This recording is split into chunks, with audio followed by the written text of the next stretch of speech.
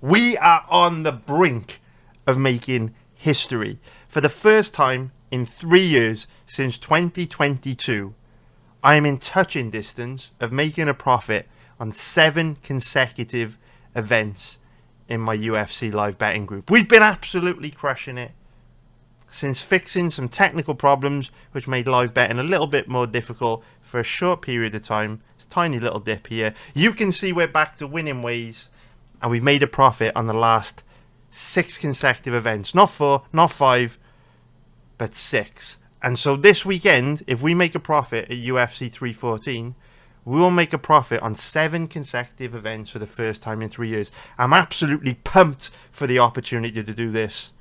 And I'm working my balls off behind the scenes to research these fights so hard so that come Saturday night, I'm very, very well equipped to put another profitable night in the bank and equal the most events I've won consecutively in 3 years. I think the most consecutive events I've ever won in is like 11. And once I go 7 in a row this weekend, I'm shooting for that all-time record, 11 in a row. We are back. And that is the reason why I haven't been putting out many YouTube videos lately, because at the end of the day, I'm not a content creator. That's not me. That's not what I do. I bet on sports. I make money on sports. I'm not interested in content creation. I just want to crush it, placing bets and winning. And so earlier this week, I put a video out, Europa League betting tips. Barely anyone watched it. If you were one of the 246 people that did watch it, you'll see the majority of those bets have won and 2 are still pending. So it's good times, fun times. There's a lot of football at the moment. There's a lot of great UFC to bet. And this weekend, we're going 7 winning events in a row. It's destiny at this point. Absolute destiny. I can't wait to do it. So if you're interested in live betting with me this weekend and jumping on board and joining the team for our 7th consecutive winning event, you'll find out how to do that in the description below. Check out the little linky link. It'll take you to my website. You can join. You'll absolutely love it. If you watch every UFC event live, it's a no-brainer because we make a profit on just under 70% of events. Obviously, percentages change all the time. I think the actual percentage is like 68 point something now over the long term. And if you want to know what you can expect, the kind of genius levels of brilliance that you're going to experience every single weekend live betting with me on the UFC, I will play a little clip for you now of a bet we won on last week's card on Lookboonmee to beat Estela Nunes. This is the kind of shit you can expect every week. This is the edge we have. I'm the best in the world at it. Take a look. Alright guys, we are back for the next one. Estela Nunes versus Lookboonmee.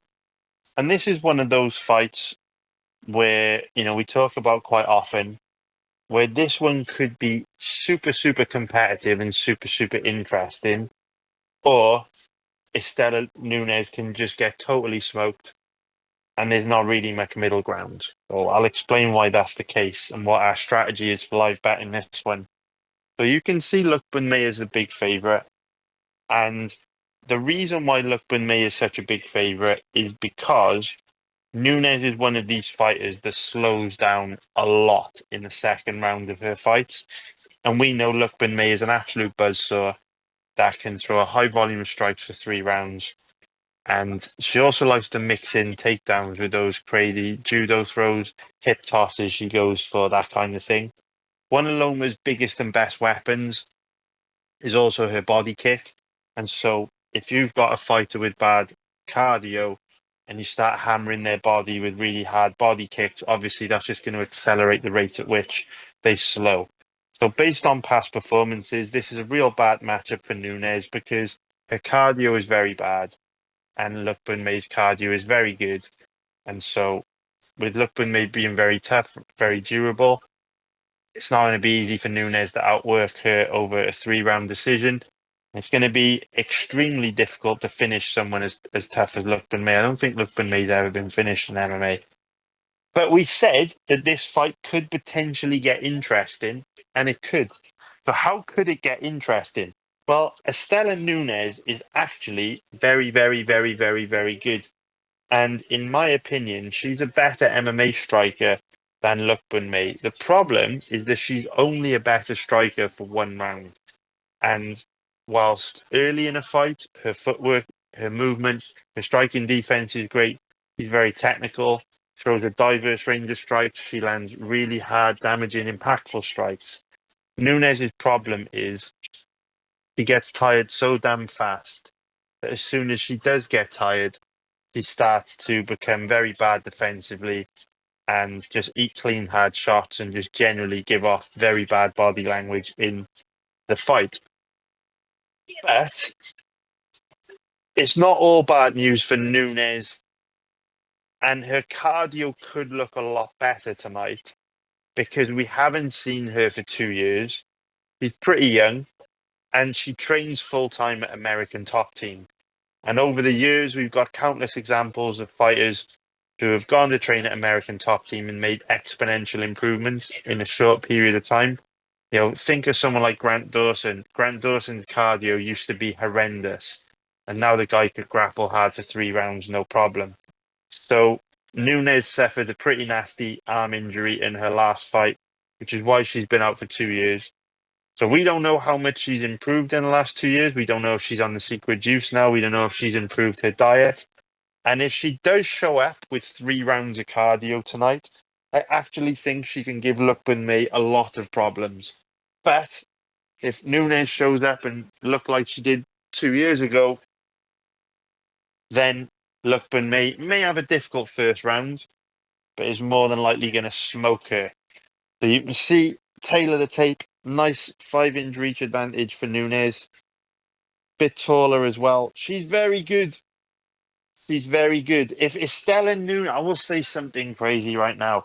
If Estelle Nunes had a decent gas tank, she'd be one of the best fighters in the division. Her striking is very, very, very, very, very, very, very, very, very, very good. But it's only very good for 3 or 4 minutes. So from a live betting point of view, our strategy for this one is simple. It is seeing if Nunes' cardio has improved in the second, not jumping in too early on Nunes if she's looking great in round 1 because we know it's unlikely to last. If Loma runs into trouble in round 1, we can maybe think about having a little snipey snipe on her on the basis that she's probably going to do well in rounds 2 and 3. So there's a lot for us to think about. We know a lot about the strengths and weaknesses of both these girls, so hopefully we will be able to profit from that. I was very impressed with Estelle Nunes' striking. See her exchanging heavy kicks with Lookboonmee here. I was actually very surprised by the odds on this fight. It's one of those situations where I understand why Lookboonmee is the favourite. I just don't understand why she's like a 1.10 minus 1,000 favourite. Obviously, those odds imply that the skill gap between these two is absolutely huge, and that just isn't the case. You guys should see that here in round 1. You know, Nunes is a decent striker, man. She's no picnic. If it wasn't for her cardio issues, she'd be a fucking nightmare in the division. Yeah, you see, Lookboonmee go into those body kicks. It's one of her best weapons. Hammers the body like a heavy bag. See both girls landing heavy, hard, impactful kicks. But right now, you can see Nunes looking sharp. Her footwork is good. Her movement's good. Her striking defense is good. She's reading everything for the most part that Lookboonmee is throwing at her. What happens when Nunes starts to tire a bit is that she's not as sharp at slipping shots and things like that. And then she just starts getting caught clean and hard and getting a head snap back and just generally looks pretty sloppy on the feet. Takedown attempt from Loma. Doesn't get it. Wow, ends up on the bottom. Big mistake there from Loma. And now Nunes is on top of her in half guard. Very, very nice. So Nunes with enough time here to make this the deciding factor in the round. Striking was kind of close, ending the round in a dominant position can help Nunes to steal this round. So Nunes most likely takes round 1, which means that Loma is going to need to win rounds 2 and 3 in order to take a decision here. But Nunes usually slows down very badly in round 2. So now the question becomes, Has she improved her cardio in the last 2 years? Remember, last time we saw Nunes, there was USADA drug testing in the UFC. There is no longer USADA drug testing. And so, good first round for Nunes. So only needs to win one more round in order to take a decision here. Will her gas tank hold up? That is the question. The problem with betting people like Nunes at this stage in the fight is that you know she's going to be all right in the first half of round two. But if her past fights are anything to go by, you know the fade will come midway round two, which opens the door for Loma to finish round two strong, steal round two, and then backdoor a decision. There's always that swing moment in a fight like this. So the question is, does Nunes' gas tank hold up better than usual? That is the question. If it doesn't, it's probably going to be a rough round for her. And Loma is coming out aggressive in round two. Very, very aggressive. Which is smart. You put Nunes under a lot of pressure. Her past fights tell us that she will fade. So you put pressure on it, she will fade. She's got to sustain that pressure, lead her to work, cause her to burn energy with the footwork and the movement on the outside, to throw the strikes to back you up. See Nunes just trying to use her length and then circle away from Loma, try and find space in there. Loma needs to sustain the pressure, and the more pressure she puts on Nunes early, the higher the probability that Nunes will fade. Loma looking for another judo throw there, which is always risky, and we've been talking about this for years with Loma, because she's very low level on the ground herself. When you attempt these judo throws, you obviously expose your back. You also give your opponent an opportunity to beat you in the scramble, which is what Nunes did in round one. You can see Jussier Formiga in Nunes' corner. Obviously, Formiga, one of the best grapplers to ever compete in the flyweight division. I'm guessing he's been fucking signed by GFL as well. Every other fucker seems to be these days. So we can see underhook now on the left side for Loma. Nunes does look the bigger, stronger fighter in this position. Judo throw from Loma. Nunes is trying to sneak out the back door, though. I mean, Nunes doesn't have anything here. So it's an awkward 50-50 position. Obviously, very difficult round to score if the fight stays here. Loma now trying to sneak out and end up on top. She does. Nunes rolling for an arm.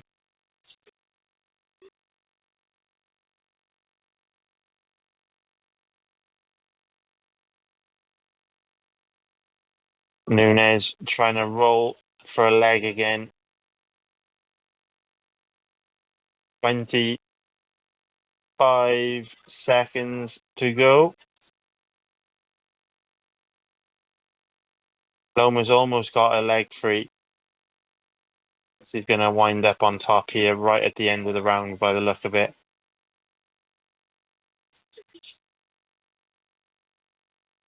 Loma just trying to land some shots from this position. So an ugly round two, a tricky round two to score. I've got this one round apiece. I think Nunes took the first. I think Lookboonmee took the second. But I do think that Nunes is likely going to be very, very tired after all that grappling in round two. So for that reason, I am going to recommend a 1 unit bet on Lookboonmee for odds of 1.53. That's 1 unit Lookboonmee, 1.53. I don't want to go too big on Lookboonmee here because she may lose a scramble, get caught in a bad position, end up on the bottom, something like that. But from my perspective, we know Nunes' cardio is very bad. She was breathing heavy, walking back to her corner.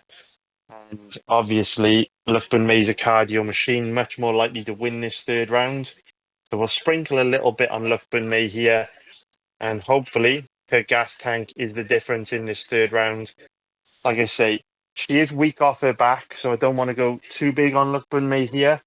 But if this fight comes down to cardio, which the third round of fights often does, we know Lookboonmee has the clear edge there. And I think with the ground and pound that Lookboonmee was able to land right at the end of round 2, that should pretty much confirm Lookboonmee taking round 2.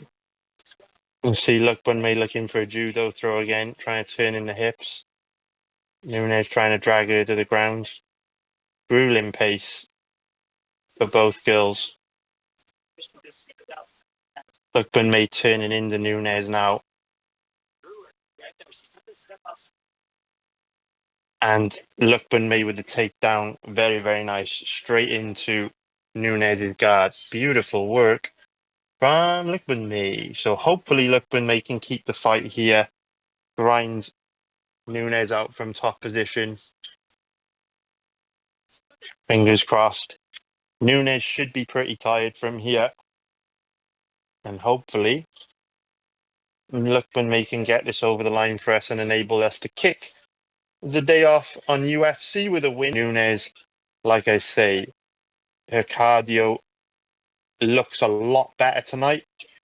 It does look a lot better tonight, but round 2 was such a war of attrition in those grappling positions, those scrambles, that you have to imagine that took a lot out of Nunes. And so even if her cardio has it improved at a level where you're going to be able to outwork a cardio machine like Lookboonmee in round 3? Probably not.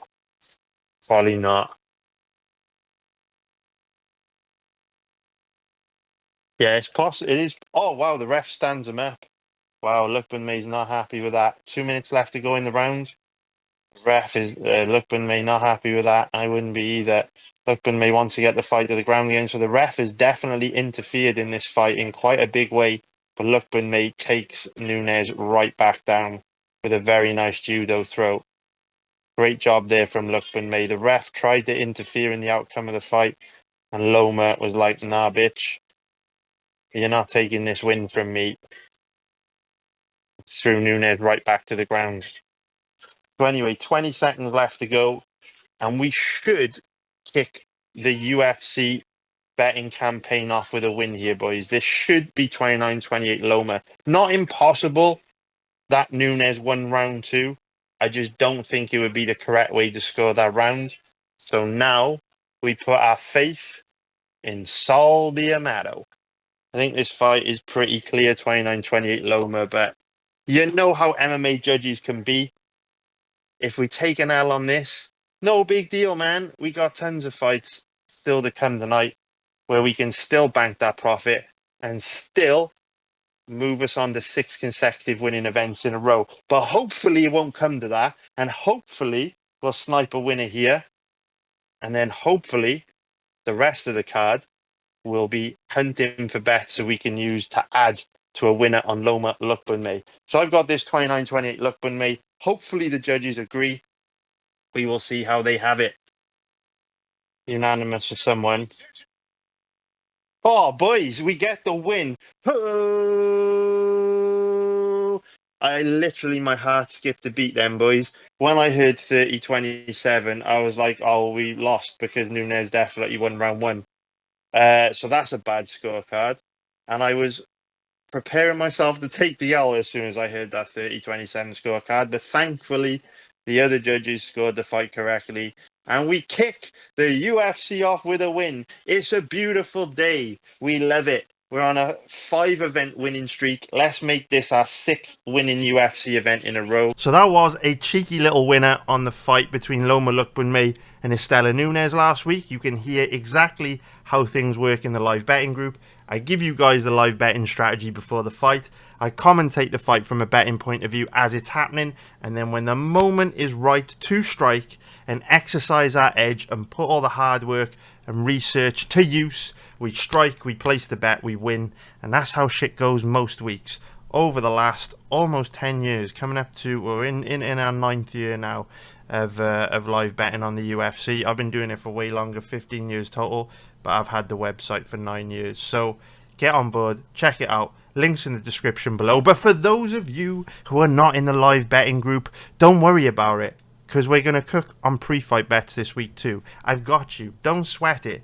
Look, we've got some great bets pre-fight this week, and I can't wait to dig deep into these fights from a betting point of view, go through the research, show you guys the fight footage, show you guys what is true, and hopefully all the hard work will pay off this weekend and we can make some money on pre-fight bets too. Every once in a while, an amazing opportunity comes along to make some money on pre-fight bets where the odds are being influenced, in my opinion, by hype, which gives us extra value that we can take advantage of. And I think that's what's going on this weekend with two fights in particular on the main card, possibly even more. I've only locked in 2 bets at the moment. You may have seen from the title, the thumbnail, it's Volk and it's Chandler. But I'm considering bets on other guys too, because I think this is one of those big cards where the odds do not reflect the probabilities, the chances of these fighters have of winning, because hype and people's personal feelings are influencing their decisions. People are treating the UFC like WWE characters, but at the end of the day, skills pay the bills. So without further ado, let us get into the main event of this weekend's card, which is going to be Alexander Volkanovski against Diego Lopes. And we will start by taking a look at the odds. So we can see that Volkanovski is a slight favourite at average odds of about 1.80, which is going to be minus 125 for an implied probability of 56%. If we take a look at the odds on Lopes, he's around an average of 2.03, which is going to be plus 103 for an implied probability of 49%. Now, if you would have told me 18 months ago that Alexander Volkanovski would be fighting Diego Lopes for the featherweight title, and I'd be able to bet Volkanovski in the even money odds range, I would have told you that you were insane. If this fight was taking place 18 months, 2 years ago, Volkanovski would be like a 1.20 minus 500 favourite in this fight at least. But due to some pretty bad losses on Volkanovski's part, where he's been rocked and wobbled and dropped and knocked out, and due to some exciting highlight reel performances from Lopes, alright, he didn't get the finish against Brian Ortega, but he did inflict a lot of damage, hurt him really bad. You know, due to the odd performance here and there, we're now finding ourselves in a position where the betting market thinks Diego Lopes is on Alexander Volkanovski's level. That's what these odds are saying. It's kind of crazy, but here we are. And look, at the end of the day, this is a young man's game. And I understand the reasons why people like Lopes in this fight. We're going to be talking about all angles. We're going to be giving very balanced analysis in this breakdown. And I'm going to be showing you the fight footage to show you what is true. Because at the end of the day, everyone's got opinions. But the only place you'll find truth and honesty in this game is in the fight footage. And the fight footage doesn't lie. So straight off the bat, I like Volkanovski in this fight. And I'm going to bet Volkanovski in this fight. But that doesn't mean I'm super confident in Volkanovski in this fight. There are things Lopes can do to cause him problems. There are ways Lopes can win. But when you weigh everything up, when you consider everything that we're going to talk about in this breakdown, I do feel Volkanovski gives us a very good risk to reward ratio in the even money odds range. But first we need to focus on the tail of the tape. Because this is really where, you know, this fight starts to perhaps get a little bit difficult for Volk. So he's 36 years old. He's going to be 37 years old later this year. Obviously, 37 years old is very, very old for the featherweight division. The lighter weight classes are all about speed, reflexes, and athleticism. And these are some of the first things that start to go as you get older. So if you look at Volk, for a huge chunk of his career, he was competing against the best featherweights in the world. And he demonstrated a granite chin, insane durability, and barely anyone was able to hurt him on the feet. Then, in recent years, he started to get rocked and wobbled and dropped a lot in fights. Could that be because his reflexes are going with age? Most likely. He's also undersized for the division. He's only 5'6". He does have an abnormally long reach for his height at almost 72 inches, but he's quite a small guy for featherweight. Lopes, on the other hand, is 30 years old. So he's almost 7 years younger than Volkanovski. He's 6 years younger than Volkanovski. The younger fighter wins around 65% of the time when there's a 6-year age gap in a fight. So that's a nice trend going in Lopes' favour. What I would say though, is that the 6-year age statistic, or the 6-year age gap statistic, that's an average, right? So that includes when 24-year-olds fight 30-year-olds, when 32-year-olds fight 28-year-olds, 26-year-olds. And so we know that what that stat is basically showing, for the most part, is that this is a young man's sport, and as you get guys in their late 30s, they will struggle against these young, hungry bulls. And so that gives Lopes a very nice statistical edge, a nice trend in his favour. Now, even though he has a similar reach to Volkanovski, he is bigger and taller as well. And we know that Lopes is a guy with abnormal power for the division. He hits very hard. He certainly has a lot more raw power than Volkanovski. Volk, for the most part, is a volume striker. But every week in these videos, we talk about the trade-off between power and cardio. And there are very few guys that have an abundance of power with great cardio. Usually you have one or the other. And that's what we have here. We have Volkanovski, who has insane cardio, can sprint hard for 5 rounds without slowing down.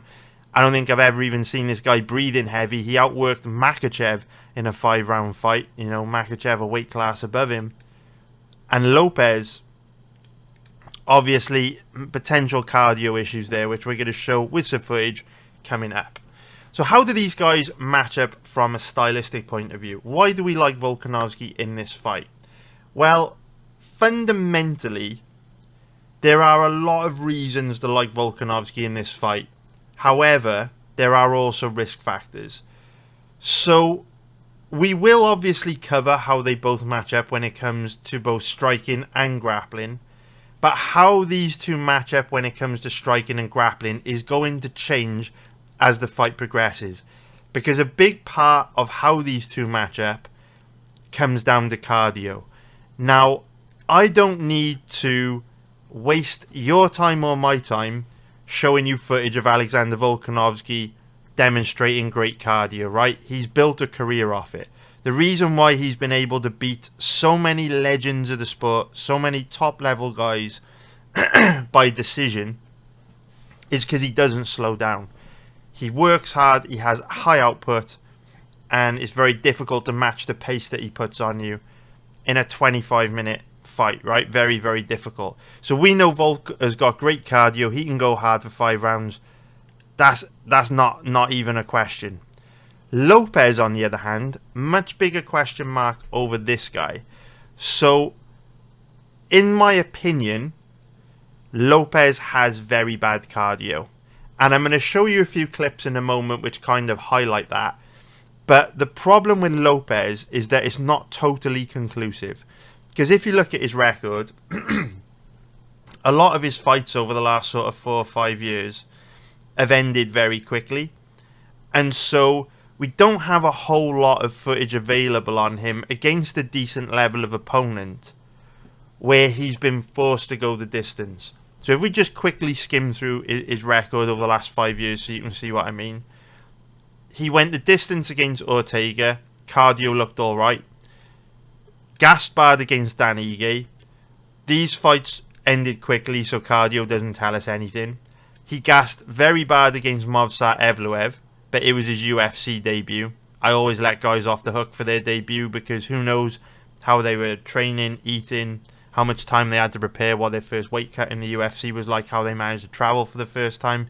We won't be too harsh on Lopes for gassing in that fight. Then you got a bunch of fights which, mostly ended, well, that's a grappling fight, but okay, if you go back to his fights in 2021,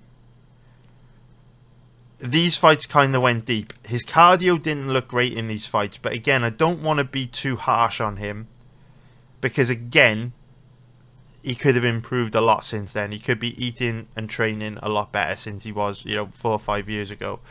So really, when we're looking at Lopes and trying to assess his cardio, we are just trying to form an opinion based on most likely outcomes. So if you look at his fights in the UFC, he made his debut about 2 years ago, and we have got 3 fights that went to a decision in the last 2 years to try and paint a picture as to what Diego Lopes' cardio is like. And again, it's a little bit inconclusive, so we've got to watch the fights take a look at how he looks deep in the fights, and we've kind of got to then think about most likely outcomes. So, first of all, what I want to do is show you the third round of the Brian Ortega fight. Because obviously, it's really important to understand the risk factors associated with placing a bet. Because ultimately, if ever you hear someone say, so-and-so fighter's a lock, free money, easy winner, this guy's going to lose, so-and-so fighter has no chance, blah, blah, blah, blah, blah. Whenever you hear guys talk like this, it just shows a lack of experience. They're absolutely clueless. So, basically, what I'm going to do is skim through this fight, and I'm going to show you how Lopes looks in the third round, so that you can see how he may look in the third round against Volk. But I will say that Lopes' cardio looks alright in this fight. But I want to give you an explanation. From all my years of experience, I've been betting on the sport of MMA for 15 years at this point.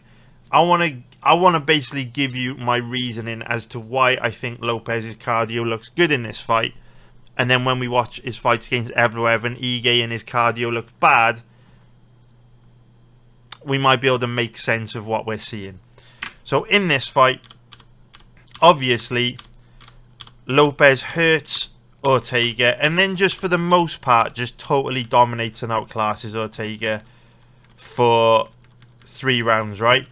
Lopes had Ortega hurt very bad in round 1, and then Ortega just didn't have anything for him, went into a defensive shell, and was basically a punching bag for 3 rounds. So I'm just skipping through this fight very, very quickly so you can kind of jog your memory for how it went, right?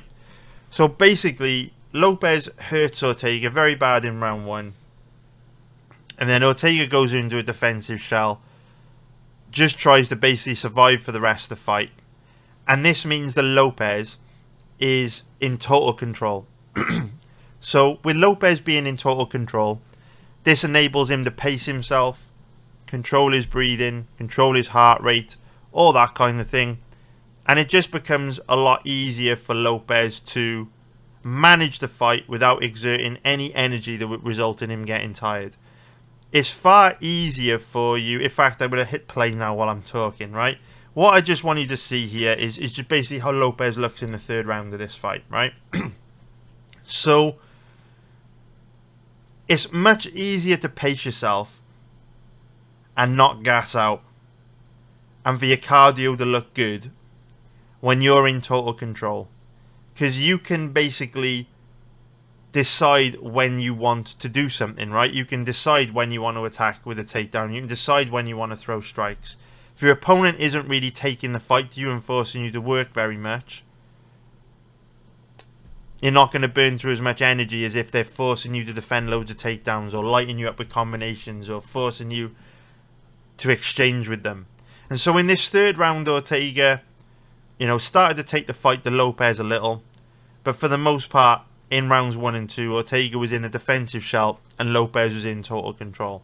So here in this third round, that we can see, Lopes is eating some shots on the feet. But it's not like he's breathing heavy. It's not like he's too sloppy. Defensively, he's not the best. You can see, Ortega piecing him up with the jab.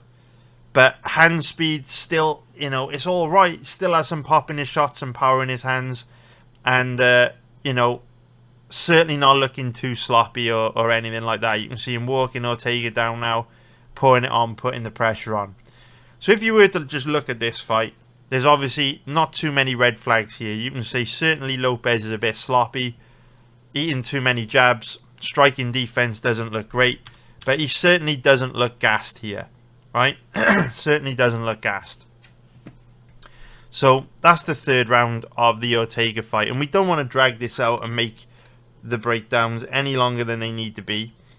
So we will just move on now to the third round of the Ige fight. Now remember, Lopes faced an opponent switch in this fight, but he did come in on a full camp. So Ige came in on just a few hours notice. It was a historic move, but Lopes came in on a full camp here. So here we see a very different Lopes. Now, what's interesting about this fight is just like Lopes was in total control against Ortega and his cardio held up pretty well, he was also kind of in total control against Ige too. If anything, he exerted less energy in this fight than he did against Ortega, because Ortega, he had, you know, the fact that he dropped Ortega in round 1, hurt him bad, came close to a finish, and was in a position to adrenaline, or potentially adrenaline dump, right? Nothing like that happened here against Ige. And so you can even see Aaron Bronstetter's scorecard in the bottom left saying Lopes is up 2 rounds in rounds 1 and 2. But look at how bad Lopes looks in this third round.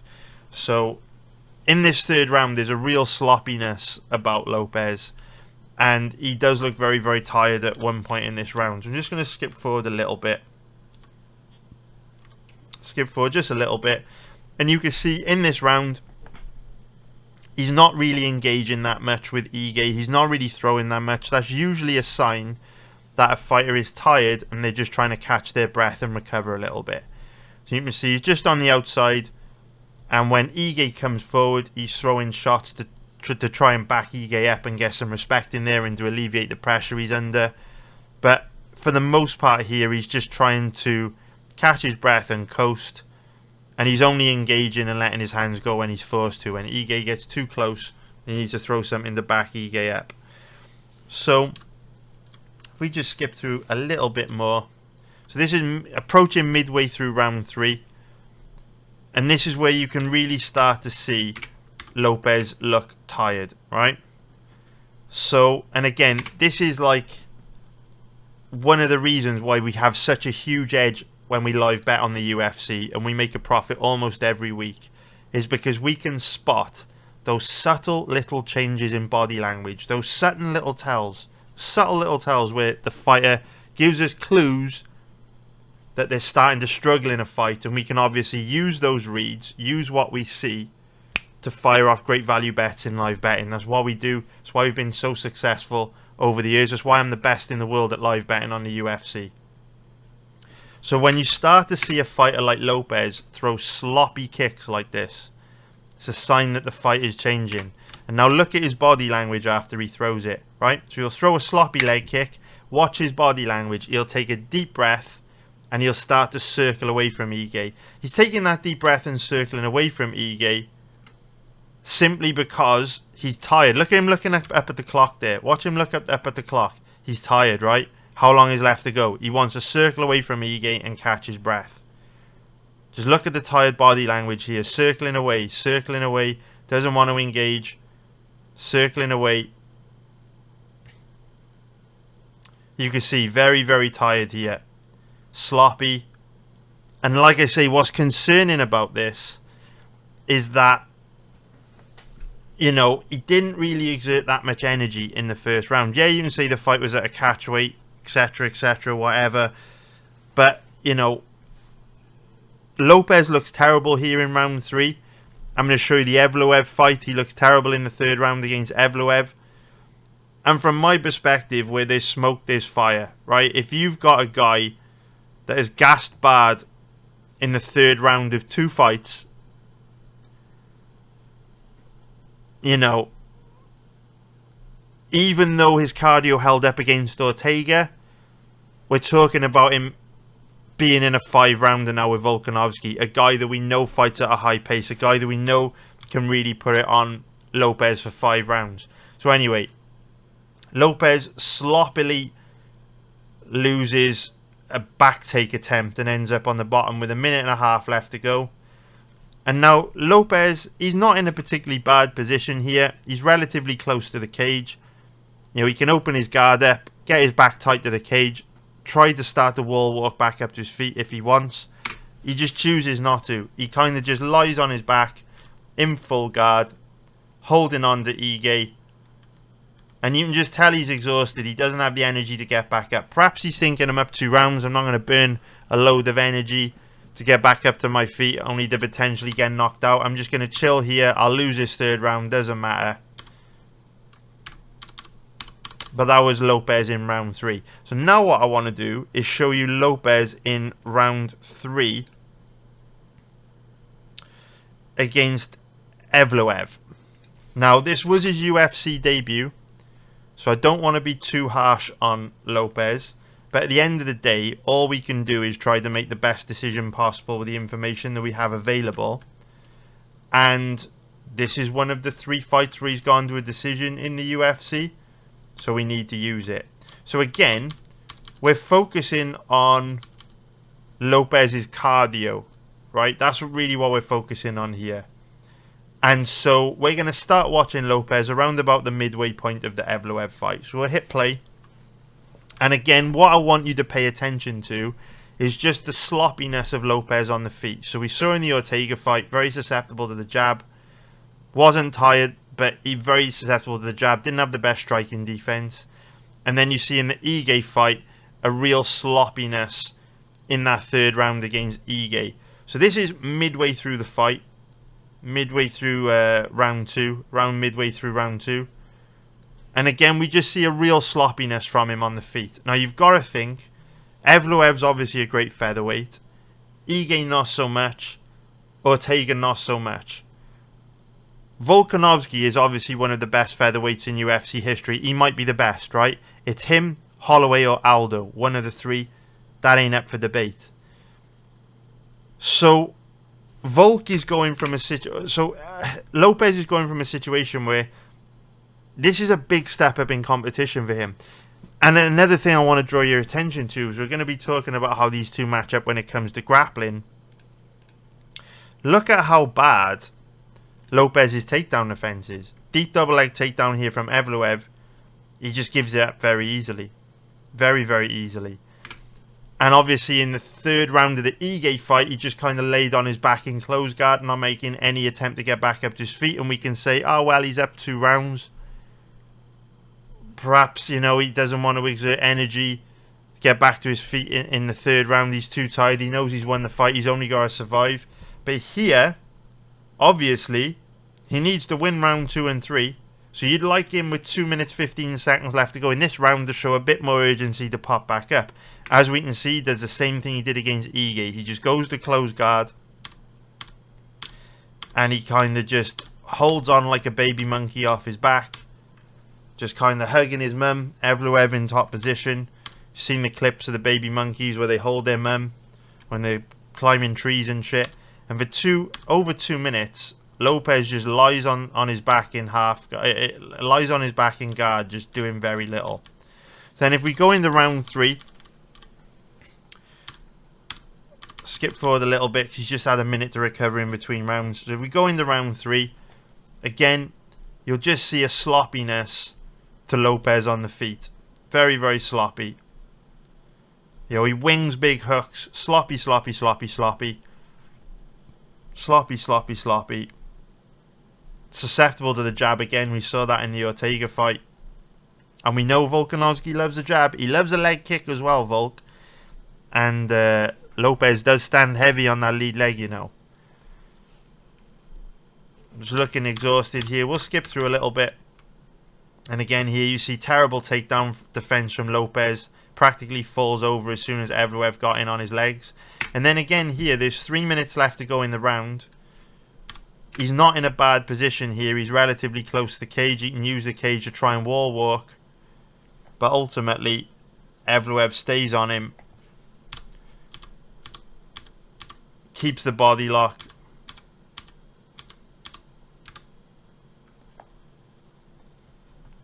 Drags him back down easily. I mean, it was kind of a half takedown, half Lopes going for a long shot Kimura attempt.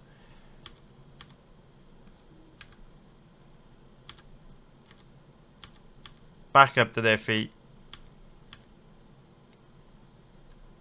And just basically keeps hold of that arm and just hunts for the Kimura again. Winds up giving up top position. Just sloppy on the ground. Gives up position a lot. Hunting for long shot submissions that he does not have a particularly high chance of completing. Then he starts rolling for a leg. Just burns a lot of energy to achieve very little, to be honest with you. So when you look at like the 3 fights where Lopes has gone to a decision, he slowed against obviously Ige and Evloev in that 3rd round. Now this is a 5-rounder against Volk, big step at big competition. You could kind of say he slowed against Evloev because that was his debut. And then you can say he slowed against Ige because it was a catchweight fight. It was a short notice change of opponent, even though he did come into the fight on a full camp. And then you can say he looked great against Ortega. But for me, making money betting on mixed martial arts is all about trying to piece together incomplete sets of information to figure out what the most likely outcome is, right? And so ultimately, whichever way we dress it up, we've seen Lopes's cardio look not great in 2 of the 3 fights that have gone to a decision in the UFC. Now, bearing in mind, Volkanovski is capable of making Lopes work way harder than Ortega, Ige, and possibly even Evloev could. So even though, you could say Lopes's cardio held up against Ortega, okay, Volk is going to be able to make Lopes burn through way more energy than Ortega could. And so, Lopes's gas tank will be tested in different ways against Lopes. On top of that, what you've got to think about is when it comes to Lopes, he has big abnormal power. So one of the reasons why he has so many knockouts on his record is because he just has that raw power that you can't teach someone. When he lands clean and hard on guys, they have a look in their eyes like they can't believe he hits that hard. There's no doubt that Lopes has major power, true legit knockout power. But what do we talk about every single week in these breakdown videos? There's always a trade-off, right? If you guys have played the card game, Top Trumps, you'll know what I'm talking about. When you're making a brand new video game character and you're initially going through the skill tree on the character creation stage right at the beginning of the video game, right? There's always trade-offs, yeah? If you're building a character to play Elden Ring, you can't be really powerful and strong and carry loads of armor and also be really fast, right? There's always a trade-off, and it's the same in mixed martial arts. Every once in a while you'll get a unicorn like a John Jones that's great at everything, but most fighters aren't like that. And Lopes certainly doesn't appear to be like that. So what we usually see is guys are either like a Pat Sabatini with great cardio that can go hard for 3 rounds no problem, or they're like a Joe Anderson Brito and they've got big abnormal power, big athleticism, big explosiveness, but their cardio isn't as great, and that comes at a cost. I think Lopes is one of these guys that has been blessed with huge power, but the downside of that is he doesn't have the cardio to go hard in fights for 3 to 5 rounds. But we know Volk does. And the trade-off with Volk is he doesn't have big power, right? He can't match the power of Lopes, but he can go hard for 5 rounds. And so that puts Lopes in a difficult position in this fight, because if he doesn't knock Volkanovski out early, it's very difficult to see him winning rounds 3, 4, and 5 against Volkanovski, because he'll likely be too tired to keep up with the pace Volkanovski sets in the later stages of this fight. And he's probably also going to be, too tired to deal with him, quite frankly. And so what I now want to do is talk a little bit about how they match up stylistically, show you a clip of some footage of Volk that I think gives us some clues as to the game plan and strategy that he'll use against Lopes. And then we'll bring this one full circle, we'll summarise, we'll go through the props, we'll wrap this breakdown up, move on to the next one, Chandler versus Paddy. So, in terms of how these two match up when it comes to striking, in my opinion, is the biggest risk factor for Volk in this fight. I do think his chin has gone, and I think he's on a steep decline. This is like a horrible way for me to talk, because I love Volk, he's a legend of the sport, he's a very nice guy. But if you look at the facts, he's been rocked, wobbled, or dropped in every single one of his last 5 fights. So Volkanovski is typical of what you see in fighters when they do hit that stage in their career where they're going to start to decline very steeply. And it's that thing where you'll get a guy like Volk that goes his whole career looking very, very durable, and it's very rare someone will be able to rock him or drop him or hurt him on the feet, and then all of a sudden overnight he gets hurt in a fight, and then he's getting rocked, wobbled or dropped all the time because their durability starts to go. We saw him wobbled against Max, against Makhachev a couple times actually in this Makhachev fight. Yair Rodriguez dinged him once, and I'll actually show you a clip of that. Rodriguez rocked him. Obviously, then he got knocked out by Topuria and Makhachev. So look, at the end of the day, if you want locks, if you want easy money winners, if you want someone that is going to fucking hold your hand and say, this is really easy, and if you place this bet, it's easy money and there's nothing to worry about, and this guy's going to win easy. If you want a guy to help you make money betting on the MMA, and you want someone to talk like that, you come to the wrong fucking place. This is the fucking source of realism, where I will hit you with a reality stick. There ain't no such thing as a safe bet in mixed martial arts. In fact, it's very rare you'll find such thing as a safe bet in all the sports. When people talk about safe bets, easy money, locks, blah, blah, blah, blah, blah, it's just a lack of experience. If you come to me with a fight, with a bet in the even money odds range, and you say to me, this guy's going to win easily, this is a lock, blah, blah, blah, blah, blah, blah, blah, you haven't researched that fight properly. I guarantee it. Because when you have millions of eyeballs on the UFC betting market, you are not going to find a fight as high profile as this where the odds are wildly inaccurate. So the very fact that it is in the even money odds range means both guys have a reasonably good chance of winning. And the risk factor for Volkanovski in this fight is his chin. He isn't as durable as he used to be. He's been rocked, wobbled and dropped in his last 5 fights. Lopes has big, huge, abnormal, true legit one-shot knockout power. So if you're betting on Volkanovski this weekend, which I am, you got to accept that this guy can get knocked the fuck out. And if you can't accept that when you're betting on 2 guys in a cage fight to the death, you probably shouldn't be betting on the UFC. But that doesn't change the fact that when you weigh everything up, consider everything, look at the big picture, doesn't mean Volk isn't a good bet. And it doesn't mean at these odds you can't find a good amount of value in him. His implied probability in the odds give him around a 56% chance of winning. Personally, I cap Volk in that 60 to 65% range. So we're not getting a huge margin here, but it's certainly a decent margin that I think we should take. So on the feet, as we've seen, Lopes stays behind the high boxing guard. He's quite flat-footed and stationary. Doesn't have the best footwork and movement, to be honest with you. That means his striking defense isn't the best. So we'll see Lopes throw those big wide hooks, those big clubbing shots that carry knockout power and can inflict significant damage on Volk and hurt him very bad.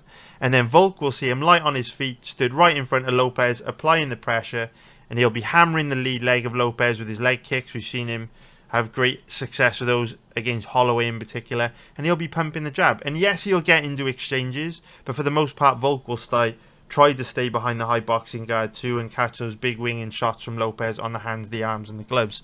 Look, I think Volkanovski will outstrike Lopes over 5 rounds. I think it will be difficult for Volk early when Lopes is fresh because he's not going to be able to match the power of Lopes. But I think if Volk can just weather the early storm, make it through rounds 1 and 2, I think that Volk will do very well in rounds 3, 4 and 5, because by then I think a lot of the power in Lopes' hands will be diminished, because the longer the fight goes, the more your arms get tired, the less likely you're able to inflict that knockout power. And I think, if Volk can take him in the rounds 3, 4 and 5, Lopes won't be able to keep up with the pace and the volume that Volk will set either.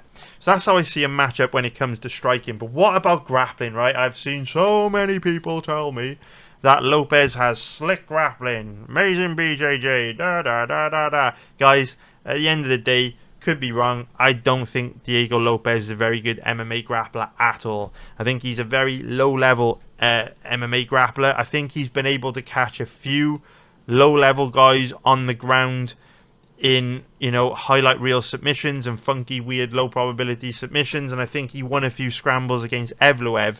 But when I look at Lopes, his MMA grappling is bad. Why is his MMA grappling bad? 3 fucking reasons. Number 1, takedown defense is awful. Number 2, put him on his back. For the most part, he's just going to lie on his back, close guard, hunting for long shot, triangle, and armbar attempts. Reason number 3 why Lopes is very bad on the ground: gives up position a lot, hunting for long shot submissions. Whenever you see a guy fucking rolling for legs, attacking with Kimuras, it's just bad fight IQ. How often at the highest level of the UFC in the lower weight classes do you see guys win fights via Kimura or knee bar or ankle lock? Heel hook never fucking happens.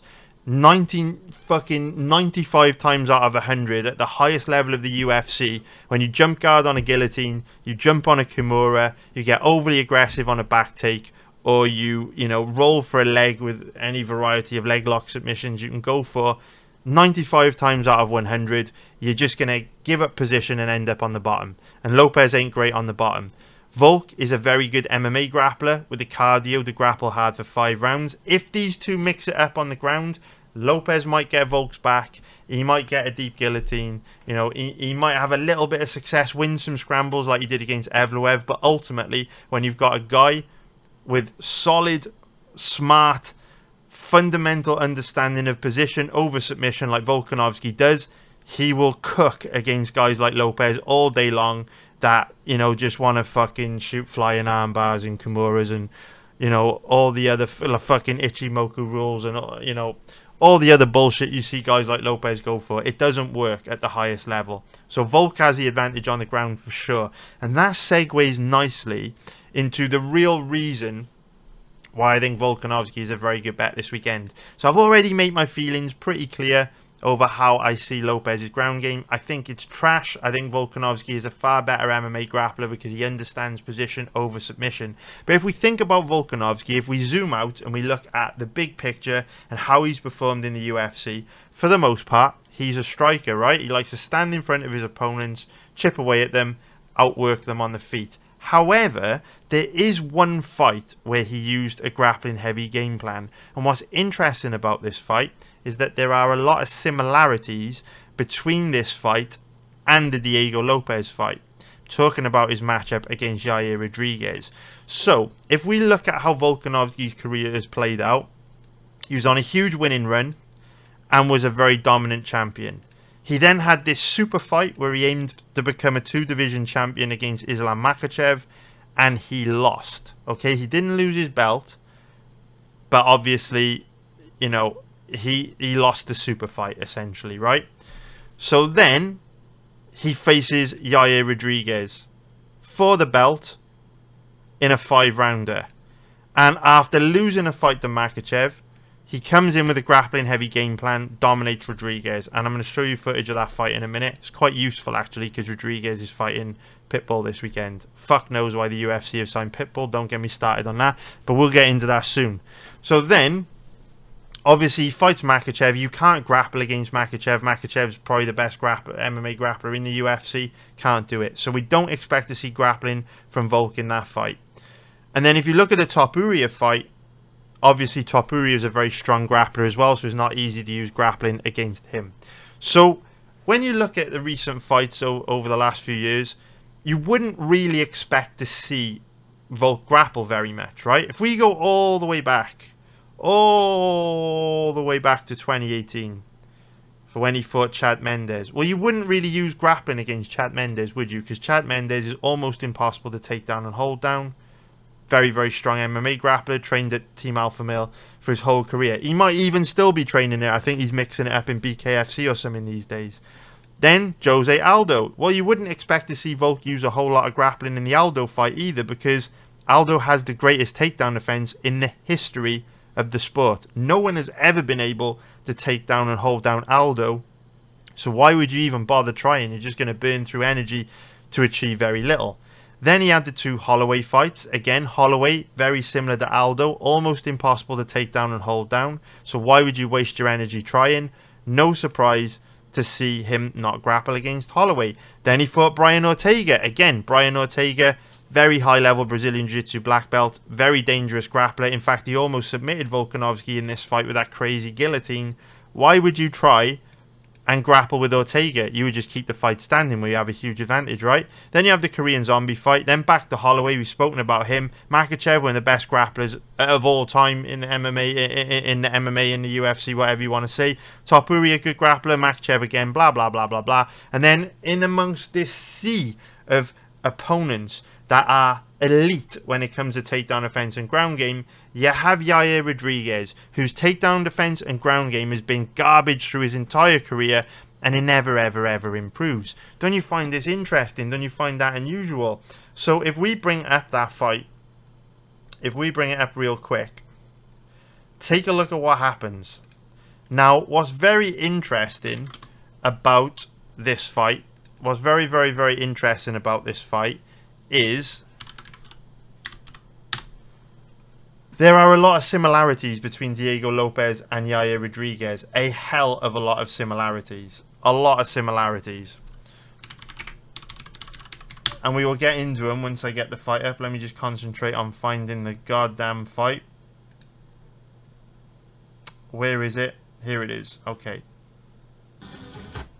Here it is. Okay, we found it. We found it. We found it. Alright. So, there are a lot of similarities between Yair Rodriguez and Diego Lopes, right? Dangerous on the feet, questionable cardio, terrible takedown defense, terrible ground game, terrible off their back, and they give up position a lot on the ground when hunting for long shot submissions. And you know you can wear, Yair Rodriguez down. We've seen him gas in lots of fights over the years. What is the best way to wear out and tire out and cause a striker to gas out? You force them to grapple. So if you look at this fight, for the first time in a long time, Volk actually came in with a grappling heavy game plan. So you can see here in a minute and a half, he catches a kick, turns it into a takedown. Easily takes Rodriguez down. And if we skip through, even though he's been taken down, 3 minutes, 20 odd seconds into the round, Rodriguez got plenty of time to work back up to his feet. And it took him, a decent amount of time to get back up. He gets back up here. But, Volk just stays on him, beats him up in the clinch, gets an outside trip, takes him right back down. And this is a side of Volk that we don't see, right? This is a side of Volk you don't see very often. Volk is one of these guys that usually stands and strikes, but in this fight he didn't. In this fight he used a grappling heavy game plan. So if we go into round 2, get into round 2 again. Now this is actually where he gets rocked. I want to show you this. So this is, just a minute and 15 into round 2, but he's already shooting takedowns here. He's already going for the takedown look. Shoots a takedown here, and he gets cracked there, watch. He does eat a big shot. He doesn't really get rocked. He eats it, but, I mean, maybe, if anything, this shows that his chin is still intact, because his right hand would put most guys down. Watch this. He walks right onto it. Sure little right hook from Yair. Watch, watch, watch. Here it comes. Boom. Right on the nose. It didn't really land on the chin, did it? But anyway, it just shows that Volk, again, was only interested in grappling. Comes in, takes Rodriguez down, and just wears on him, sticks to him like glue. Nice little outside trip, and then he's just all over Yair on the ground. We're just skipping through. He's all over Yair. He's mounting him. He's smashing him with ground and pound. Volk is all over him. This is a very different Volkanovski, right, to what we see in most of his fights where he stands and strikes. Then round 3, little bit of striking.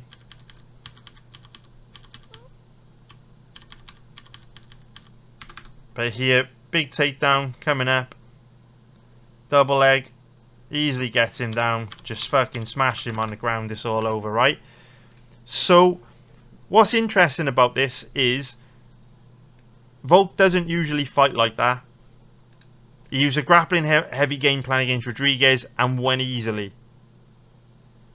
If he used that game plan against Rodriguez and had a lot of success with it, why wouldn't he use that game plan against Lopes that has a very similar style? We've seen how bad Lopes' takedown defense looked against Evloev. He's a BJJ guy. His takedown defense is probably worse than Yair Rodriguez is.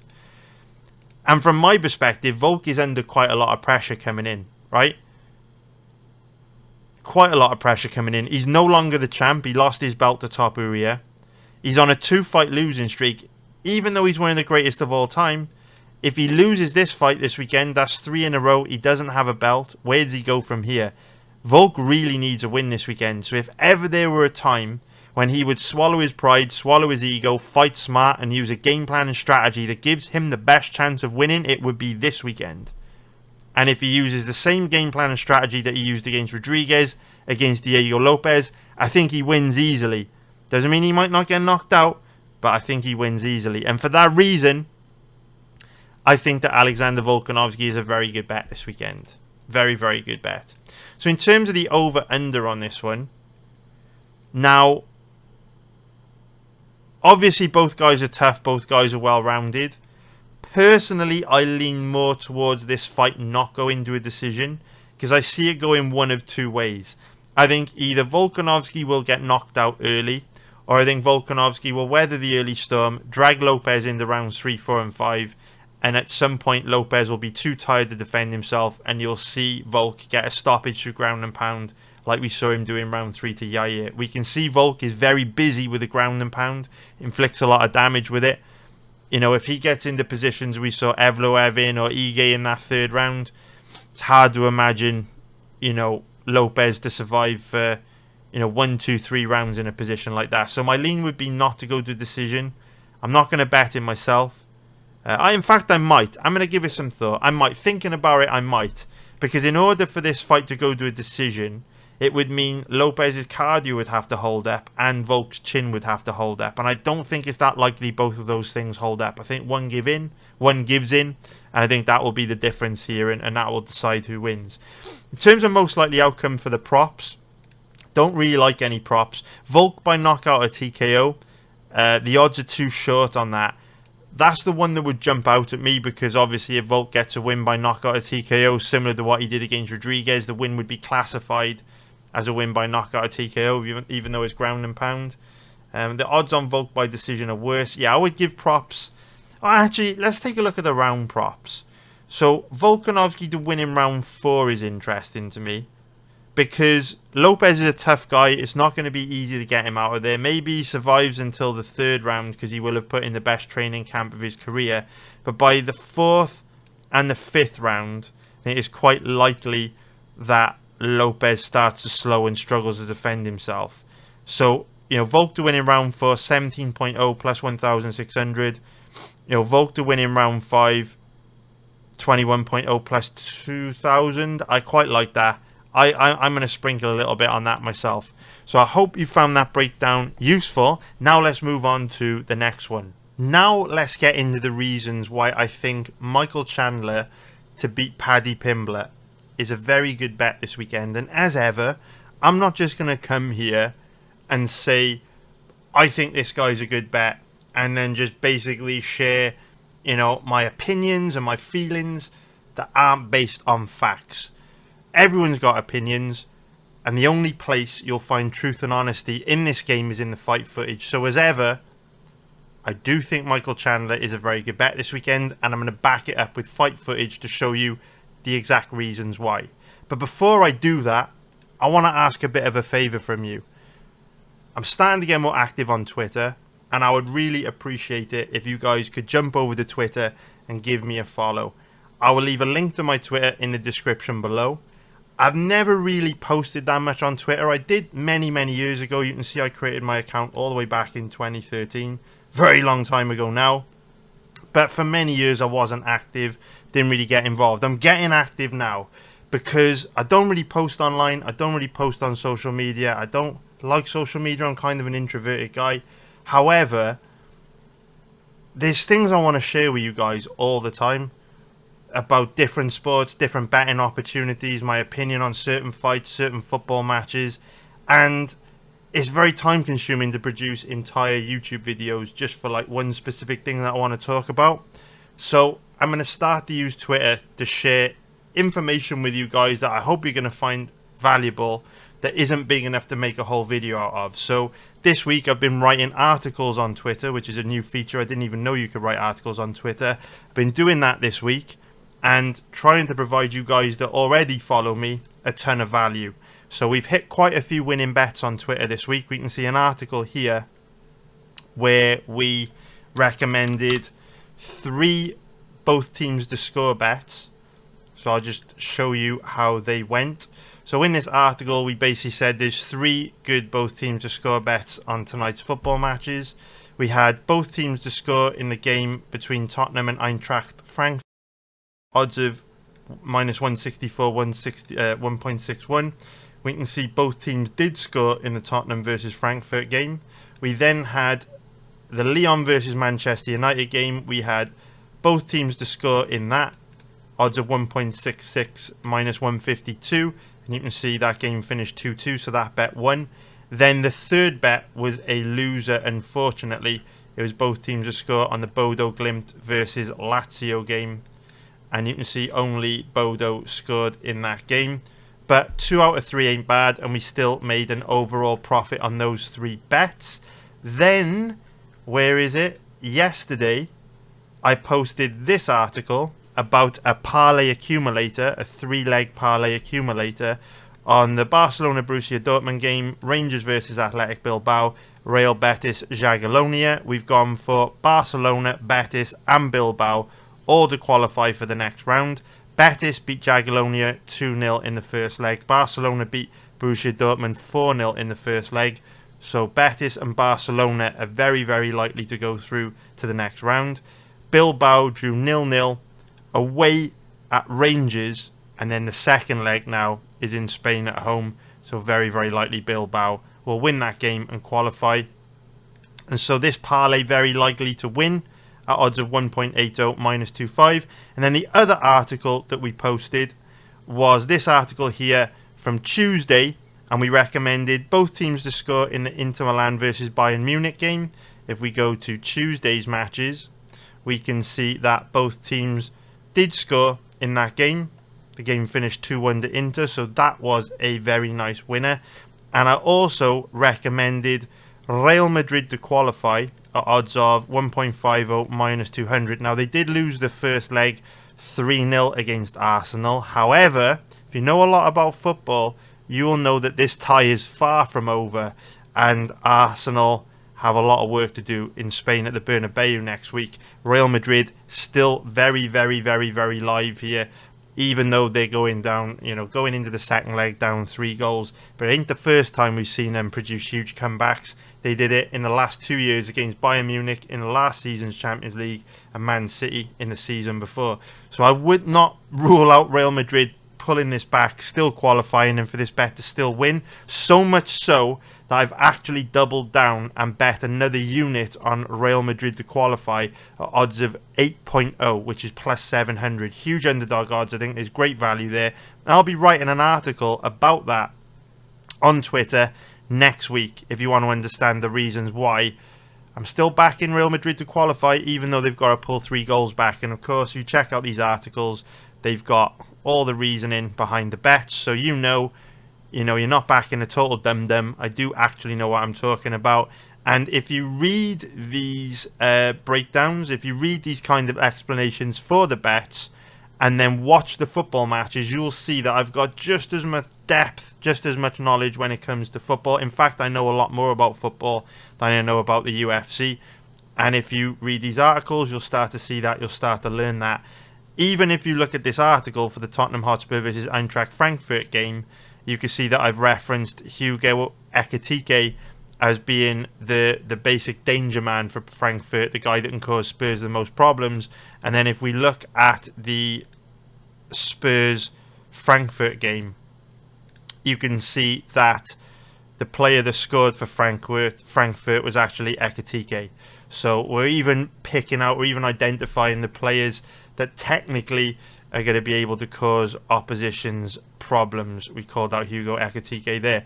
So yeah, get involved. Follow me on Twitter. Link in the description below. It's very hard to grow on Twitter, so I really appreciate the support, and I will look to pay you guys back with tons of free content that you can hopefully make money from, because the majority of the bets that I place on football are going to be winners. So hopefully we can all grow together. You can grow your bankrolls. I can grow my Twitter following. Everyone's a winner.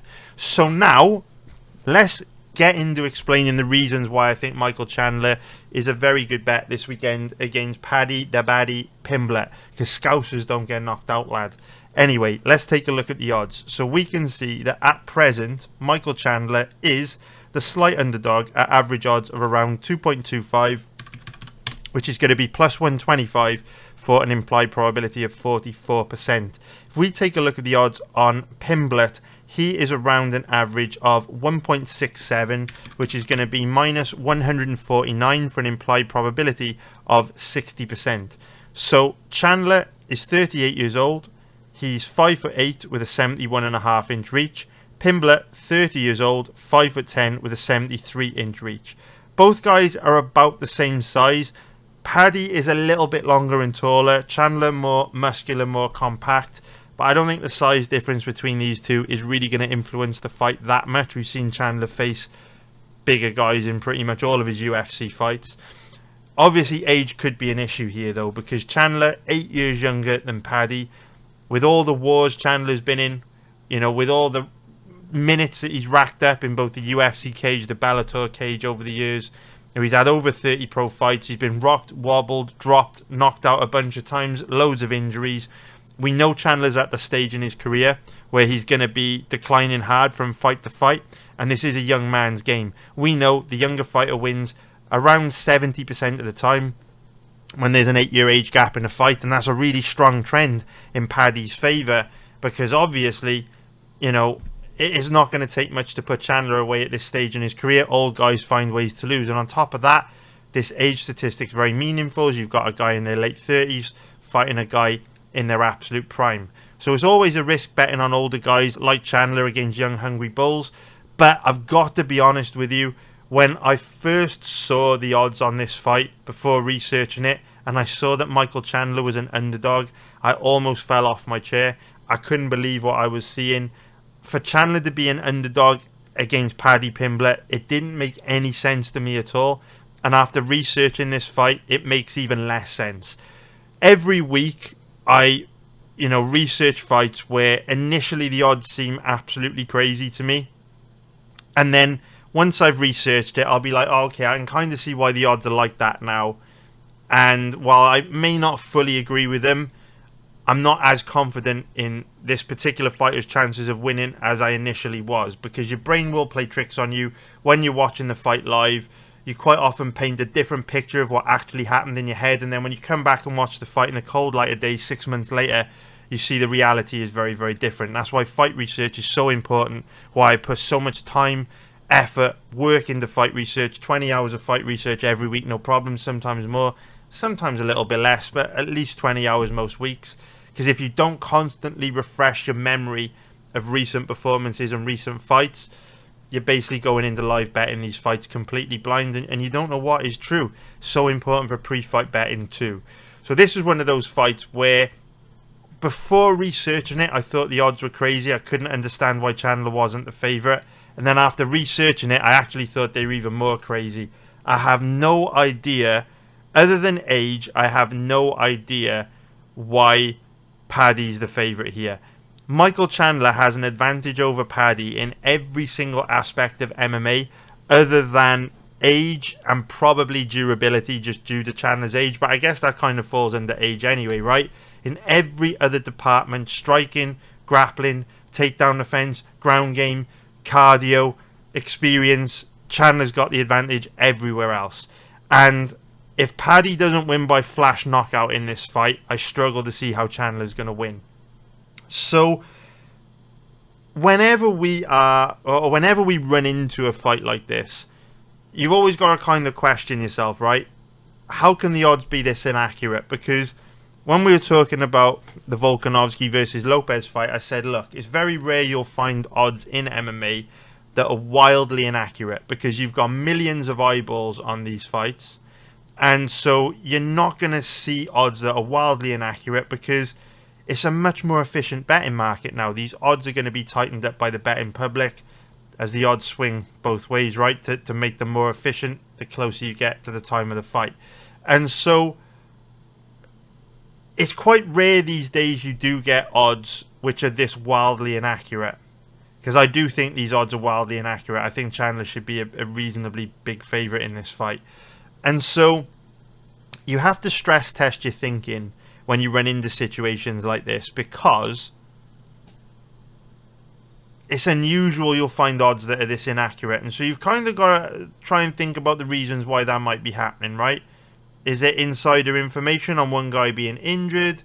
Have I missed something? Have I capped the fight wrong? Is my analysis off? There has to be a reason. The only reason I can come up with as to why the odds are so inaccurate on this fight is because of what I call like the WWE factor in MMA. So UFC is quite a unique sport where fighter popularity and their charisma and their likability and marketability does have an influence on how people perceive them to be, or how skilled they perceive them to be. So, for example, when you look at someone like Diego Lopes, the perception of this guy is that he's an amazing striker and a devastating grappler, because the thing that people remember is highlight reel knockouts from Lopes and exciting submission attempts. But when you actually look at Lopez's performances in his entirety, he's kind of sloppy and there's a lot of issues with him. And so when you look at Paddy, you know, he's likable, he's charismatic, he cracks jokes, he's funny in interviews, he's quite polarizing. Some people hate him and think he's cringe. Other people, you know, think he's a big personality, they like his energy.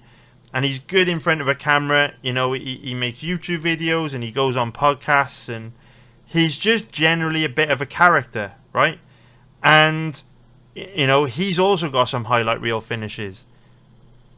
Highlight reel finish of Bobby Green. Big knockout win against Luigi Vendramini. And so, again, similar to Diego Lopes, I think people build this perception of guys like Paddy, guys like Diego Lopes, who are quite sloppy, that their striking is a lot better than it is and their grappling is a lot better than it is, because these kind of they judge people on finishes, and people will rate Paddy for his big highlight reel finishes more than the skills he demonstrates across a 15-minute period outside of those highlight reel finishes. And so when you actually dig deep on what Pimblett is capable of, what his strengths and weaknesses are, he's quite a low-level fighter. And yes, he's been able to keep winning in the UFC, but I think a big mistake that people make when they bet on this sport is they focus very much on results on paper instead of looking at the performances behind those wins and those results. Because on paper, Paddy looks great, right? He's on a 7-fight win streak. Compare that to Chandler, who's only won one of his last 4. And if you're judging these guys on paper, you'd be like, well, Chandler's declining. Paddy's, you know, on a big winning streak. He's, you know, got big power, highlight reel knockouts, highlight reel submissions. It's going to be a tough fight for Chandler. But if you dig in and look at these wins, you know, Paddy and Vendramini decided to stand toe-to-toe, play Rock'em Sock'em Robots, and Paddy got the flash KO win. Amazing. Rodrigo Vargas is a low-level grappler. He's just a Mexican power puncher. So no surprise he ran into trouble on the ground against Paddy, because he's got no ground game. Jordan Leavitt was actually doing all right against Paddy. He was winning some positions against Paddy in that fight. But it was one of those cards in London, big atmosphere, crowd going crazy. And you could just basically see Leavitt break mentally in the second round. And then Paddy took over and made him pay. He lost the fight against Jared Gordon. Anyone with eyes scored this fight for Jared Gordon. I lost 2 bets on this fight. I pre-bet Jared Gordon at underdog odds, and I live bet Jared Gordon at underdog odds, and I took a double loss, even though everyone in the fucking world, apart from 2 of the 3 judges sat cage side and some absolute fucking cock called Dan Urban, everyone else in the fucking universe scored this fight for Jared Gordon. So I'm still salty over that one. But it just shows that, you know, this isn't really a win. Paddy should have lost this fight. Everyone scored this fight for Gordon. I don't know how you score this fight for Paddy. Then Tony Ferguson's 150 years old. King Green 140 years old, right? He's beating these old guys, and maybe he adds another old guy to his record, right? Maybe he adds another old guy to his record and beats another guy in their late 30s this weekend. But the thing is, for me, Chandler's a lot better than Bobby Green and a hell of a lot better than Tony Ferguson. So how do these two guys match up from a stylistic point of view? What I'm going to do is talk you through the striking and the grappling, and then I'm going to show a little bit of footage to highlight why I think this is a great fight for Chandler. So both these guys have a base in grappling. Michael Chandler, former NCAA Division 1 level wrestler. Paddy Pimblett has a base in Brazilian Jiu-Jitsu. So what's interesting about both these guys, yes, they're primarily grapplers, but you often see a lot of striking in their fights because they both slow down a lot when they grapple. Neither of them has got particularly good cardio. Chandler has better cardio out of the two, maybe 30% to 40% better cardio than Paddy.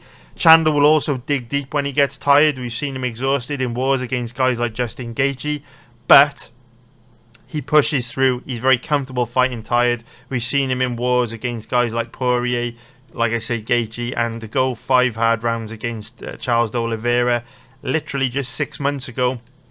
Kind of impressive. Could you see Paddy going 5 hard rounds with Oliveira? I'm not so sure. I fucking doubt it. But anyway, Chandler slows, Paddy slows, but Chandler's cardio is better.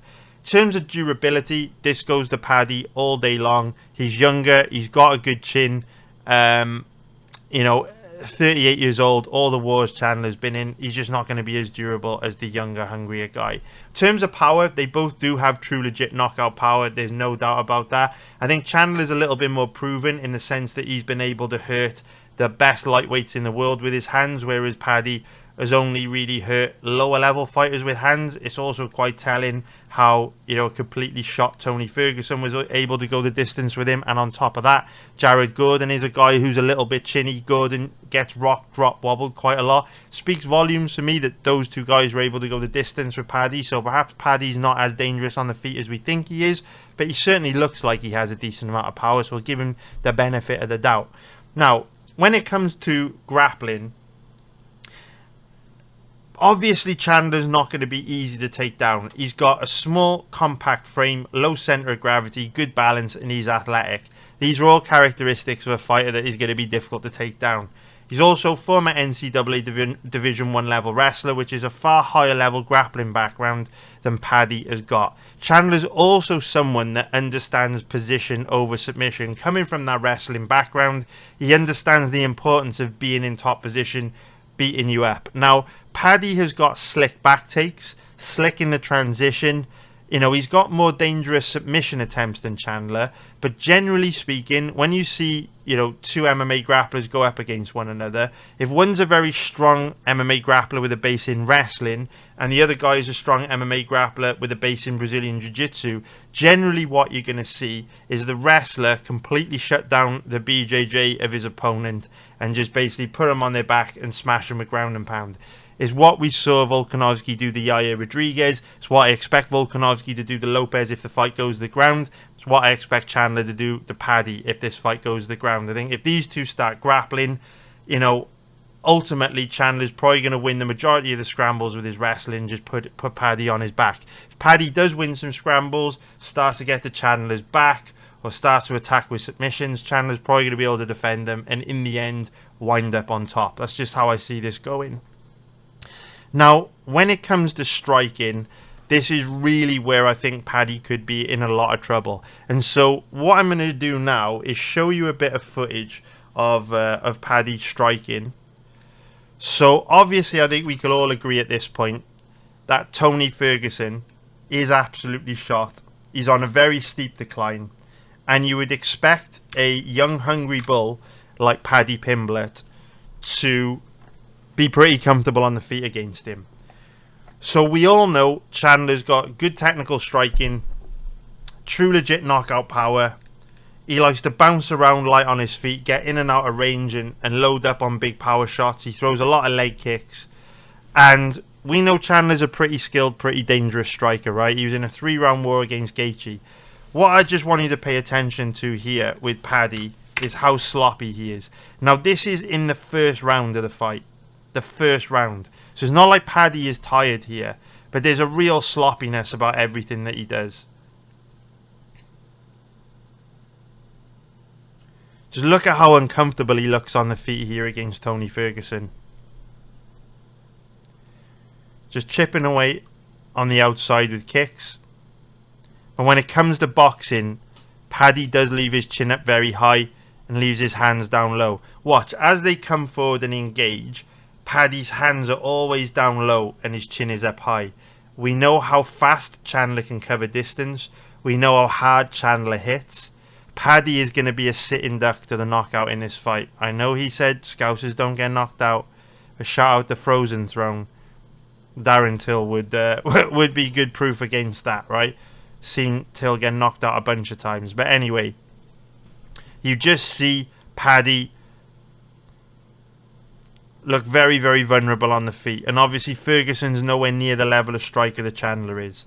Yes, people could say he had Chandler in trouble in the first round when they fought, but you know, at the end of the day, I think we can all agree Chandler's a much more difficult challenge on the feet at this stage in their careers than Tony Ferguson would be. And you can see Paddy is struggling here. Paddy is struggling on the feet. Chin up high, hands down low, looking very, very sloppy and uncomfortable.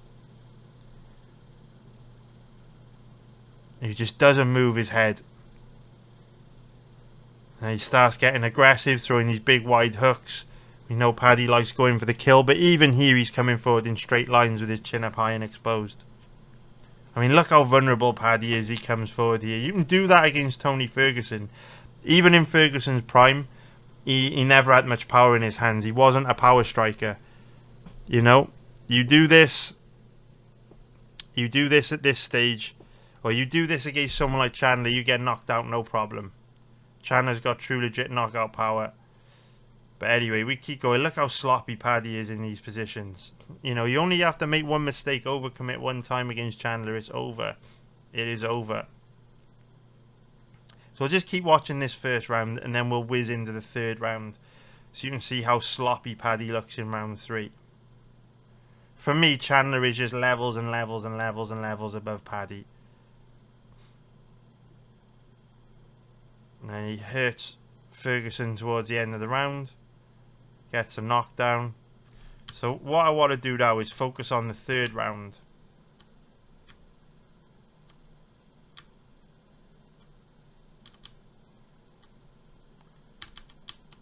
So here we go. So this is round 3. And I just wanted to see how tired and sloppy Paddy looks in this third round. Hand speed very slow. Look how slow that jab was. You can see his mouth is wide open here. Mouth open wide, looking tired. And this is against a very old Tony Ferguson. I mean, look at this. How flat-footed he is, how laboured he is. Sloppy takedown entry. Like, pulls guard. Like, imagine how much trouble Paddy would be in if he looked this tired in the third round against Michael Chandler. You know, Chandler would be walking him down, loading up on bombs, looking to take him out. Look at this, mouth open wide, slow hand speed, sloppy striking. He doesn't have the energy to back Tony up. Look how gassed he is here. Paddy just trying to hang in there. Eating straight shots to the body. Sloppy takedown entry. And because of how shot Ferguson is, he gives it up. So that's all I really wanted to show you for this one. And so now it's time to summarize. So the reason why I really like Michael Chandler here at underdog odds is because I think he is a significantly better striker than Paddy Pimblett. I think the footage I've just shown you proves that. If you're familiar with Chandler's striking, I think you'll probably appreciate and agree with me that Paddy is wide open to the knockout here. But because of Michael Chandler's former NCAA Division 1 level background, his low center of gravity, his athleticism, his explosiveness, I think it's going to be very difficult for Paddy to get this fight to the ground. If Paddy did get the fight to the ground, because of his tendency to give up position, hunting for long shot submissions, I give Chandler the advantage on the ground. But obviously if Paddy gets on Chandler's back or gets a deep submission attempt, is a bad place for Chandler to be. And on the night, anything can happen, right? Maybe he catches Chandler in a crazy position like he caught Bobby Green. The point being, it isn't going to be easy for Paddy to put Chandler in bad positions on the ground or in grappling positions because of that high-level wrestling background of Chandler. So Chandler can use his wrestling in reverse to force Paddy to stand and strike. Paddy's not the best offensive wrestler. We've seen how sloppy and slow those takedown entries on Ferguson were. Ferguson's never had good takedown defense. You know, he's always given up cheap takedowns. At this stage in his career, he just doesn't have the balance to stuff takedowns against someone like Paddy that is aggressively pursuing them. But against Chandler, NCAA Division 1 level background, not going to be anywhere near as easy. And so I think Chandler has the wrestling to keep this fight standing, and the skill gap on the feet is so big. I think there's a really good chance Chandler knocks Paddy out in this fight, and Chandler gets the job done. So if we take a look at the over-under on this one, I do think it is unlikely this fight will go to a decision. With it being 5 rounds, obviously Paddy, it's been a long time since he went 5 rounds. Hasn't been 5 rounds in the UFC. Did go 5 rounds in Cage Warriors. We saw Chandler go 5 rounds against Oliveira back in November. His cardio held up pretty well. I'd be amazed if this fight went to a decision, simply because I just think Paddy doesn't have the gas tank to hang in there with Chandler for 25 minutes. I could be wrong. I think this one will probably end under 3.5 rounds, but the odds are very, very bad. Not really that much upside in betting it. If I was going to bet this fight, I would take under 2.5 rounds. Sorry, if I was going to bet the over-under, I would take under 2.5 rounds, but the odds are just a little bit too steep for me. And so I'm probably going to pass on that, but I think that more than likely wins. Now, in terms of the props on this fight, with a similar sort of thinking to Volkanovski Lopes, where we're expecting Lopes to slow, we're expecting Paddy to slow, I would be looking at Chandler to win in round 3, Chandler to win in round 4, Chandler to win in round 5, all at big underdog odds. Now look, are those bets particularly likely to win? No, they're not the most likely outcomes. However, when you're betting on stuff in this odds range, you don't have to win many bets in this odds range to earn a really good long-term profit. So I would think about taking those. I think Paddy will likely fade late, and I think Chandler's got that killer instinct to get him out of there. And the only prop I would consider on this one would be Chandler by knockout or TKO, simply because I think he either knocks Paddy out on the feet or stops him with ground and pound if he puts Paddy in a bad position on the ground and Paddy's too tired to defend himself. So I hope you found that breakdown useful. Now let's move on to the next one. Now let's break down the next fight on this card, which is going to be Bryce Mitchell and Silva. It's an incredible fight, and it's a fight that I haven't made my mind up on yet. I'm still unsure about what to do on this one. I'm very, very, very, very tempted to bet Bryce Mitchell, but it's not as clear-cut as the Volkanovski Lopes, Chandler Paddy fights, where in those matchups it's clear that Chandler and also Volkanovski are good bets. It's not as clear here due to gaps in information. And so I'm going to show you my research for this fight. I'm going to show you some fight footage. I'm going to explain to you where my perspective is on this matchup so far. And I'd really appreciate it if you could jump on my Discord community and just let me know how you feel about this fight. If you're watching on YouTube, please let me know how you feel about it in the comments below. I read all the comments. And sometimes with fights like this, I just need you guys to either get me over the line or talk me out of a bet that is likely to lose. And I generally just go with a consensus. So let me know what you think. I'm very tempted to bet Bryce, but watch this breakdown, let me know what you think. If you are watching on YouTube, I'd also really appreciate it if you could hit the like button. The growth on this YouTube channel is so slow, and it takes so much work to put these videos together. Every time you hit the like button, it'll pump the video out to more people. It makes a big difference. And subscribe if you haven't already. That would make a big difference as well. I would really appreciate it if you could do that. So let's start off by taking a look at the odds. So we can see Bryce Mitchell's the underdog at average odds of about 3.10, which is going to be plus 210 for an implied probability of 32%. We take a look at the odds on Silva. He's an average of about 1.38, which is going to be minus 263 for an implied probability of 72%. So, as ever, we should always use the odds to guide our decision making on fights, whether we're going to bet them or not. I always say we need to let the odds do the work for us, and this fight is no different. So I think we can all agree this is a classic striker versus grappler matchup, and based on past performances, if the fight stays standing, we know Gene Silva absolutely has a huge edge. Very technical on the feet, great footwork, great movement, true legit knockout power. We know Bryce Mitchell is quite sloppy on the feet, bad defensively. Silva's going to eat Mitchell alive when it comes to striking. That's not up for debate. We don't even need to talk anymore about striking. That's done. When it comes to grappling, though, things get very interesting. And so, even though this is a striker versus grappler matchup, we do have to make a bit of an assumption that Mitchell will have an advantage on the ground, simply because his MMA grappling is brilliant. It's possible Silva might have the advantage on the ground. It's unlikely, but it's possible. We don't know either way because there ain't a whole lot of footage available on Silva's takedown defense and ground game. And that's where it becomes difficult knowing what to do when it comes to betting this fight. But I'll show you what we do know, and then maybe you can help me come to a decision on this one. So in terms of the tail of the tape, Silva's 28 years old, 5'7" with a 69-inch reach. Mitchell, 30 years old, 5'10" with a 70-inch reach. So Mitchell a little bit longer and taller, Silva more, shorter, more muscular, more compact. Size and age ain't going to mean a whole lot in this one. This fight's going to come down to whether or not Mitchell can get Silva to the ground, keep him on the ground, and do what he does to a lot of guys on the ground. Guys like Kron Gracie, guys like Dan Ige, guys like Edson Barboza, and just tie him up in knots and strangle him to death and smother him in pressure and wet blanket them.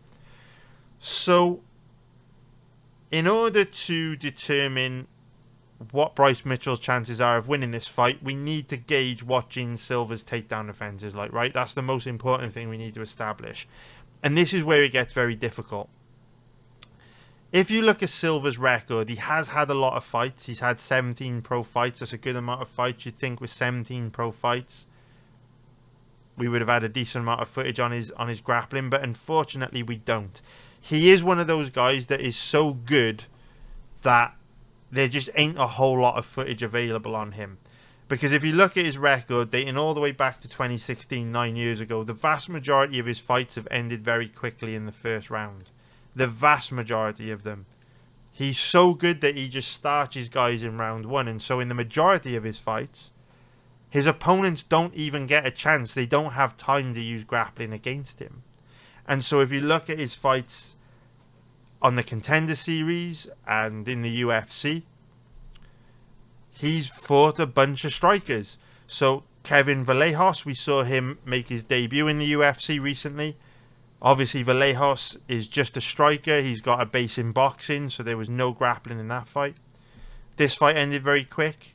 Then if you look at the Jourdain fight, Jourdain is a Canadian kickboxer. I mean, Jourdain's takedown defense and ground game himself is pretty bad. I know he has the odd highlight reel submission here and there over guys like Ricardo Ramos, but for the most part, Jourdain's not great on the ground. Dober is a striker, and obviously Melzik Bagdasaryan is a pure striker as well. So Silva has only fought strikers.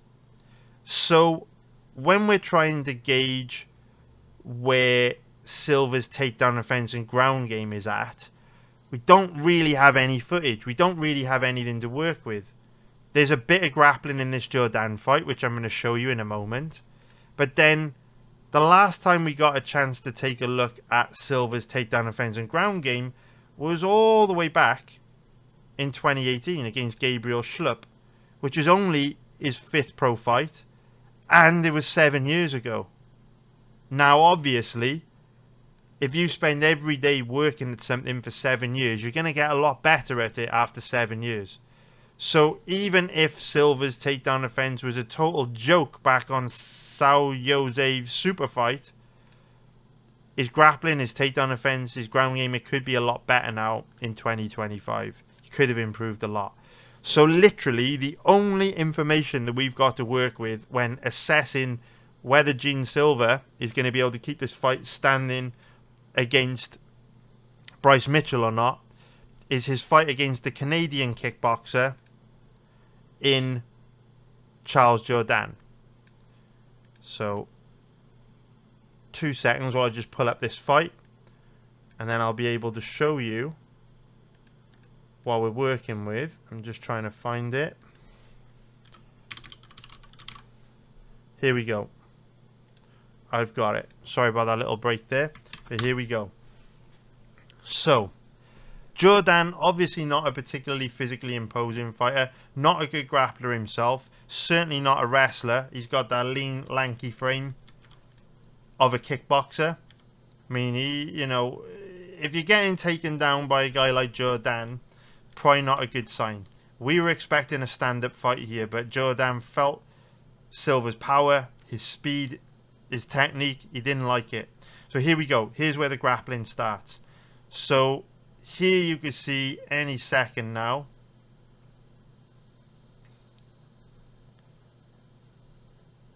After this sequence here. So Jourdain doesn't like the pressure. Oh, there we go. Here he is by here. So I knew that he was backing up against the cage just when the takedown came, but it's midway through the round instead. Okay, so Jourdain shoots a takedown here. And Silva just basically pulls guard on a guillotine attempt. Now, here, you can see that Jourdain connects his hands together around the legs of Silva. And Silva tries to slip his legs out from underneath Jourdain to pop back up to his feet. And he does reasonably quickly. So then if we skip back through,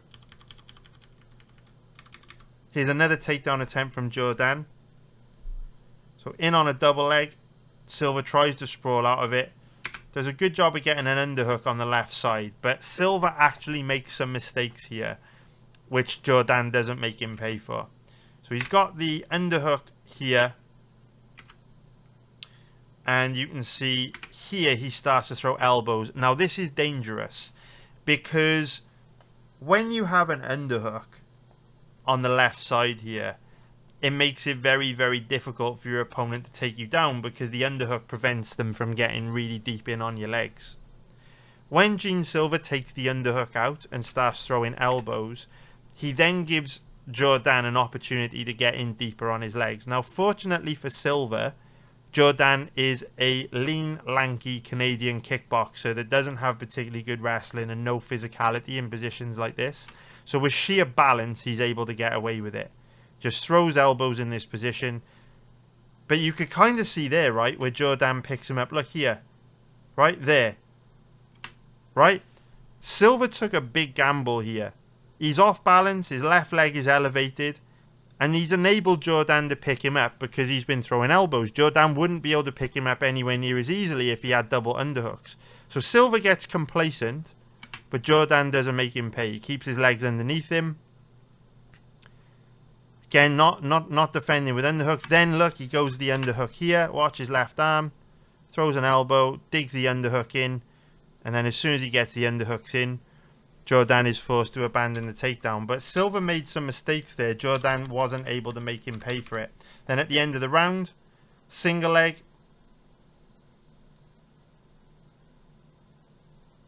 Hits an outside trip. Gets Silva down. And then if we skip through beginning of round 2, nice double leg takedown from Jourdain. Silva uses that athleticism to post on the canvas and pop back up. There we go. What I also like Silva does here, though, whenever he's taken down, he does a good job of keeping his body square to Jourdain and doesn't expose his back-to-back takes, which is huge because Bryce Mitchell's back takes are so slick. You do not want to be exposing your back to him. Again here, Jourdain in on a single leg. Instead of trying to defend with underhooks, He throws elbows. Big mistake. Allows Jordan to keep fishing for this takedown. And then he obviously gets the knockdown. And it's over. But as you can see, Silva's takedown offense not exactly bulletproof. And there will be opportunities for Bryce Mitchell to get this fight to the ground based on what we've seen. So remember I said I haven't made my mind up on this one. I need you guys to help me out by either leaving your opinions in the YouTube comments or on Discord. What I'm now going to show you is a little bit of footage of Bryce Mitchell's offensive wrestling so that you can kind of help me out with this one. So we won't focus on the Crone-Gracie fight because Gracie just basically flopped to his back pull guard the whole fight. Emmett fight ended too quick. We'll have a little look at the Ige matchup. We've seen quite a bit of Ige this week, right? We've got to cover him in his fight for Woodson on this card. We watched him in the Lopes breakdown.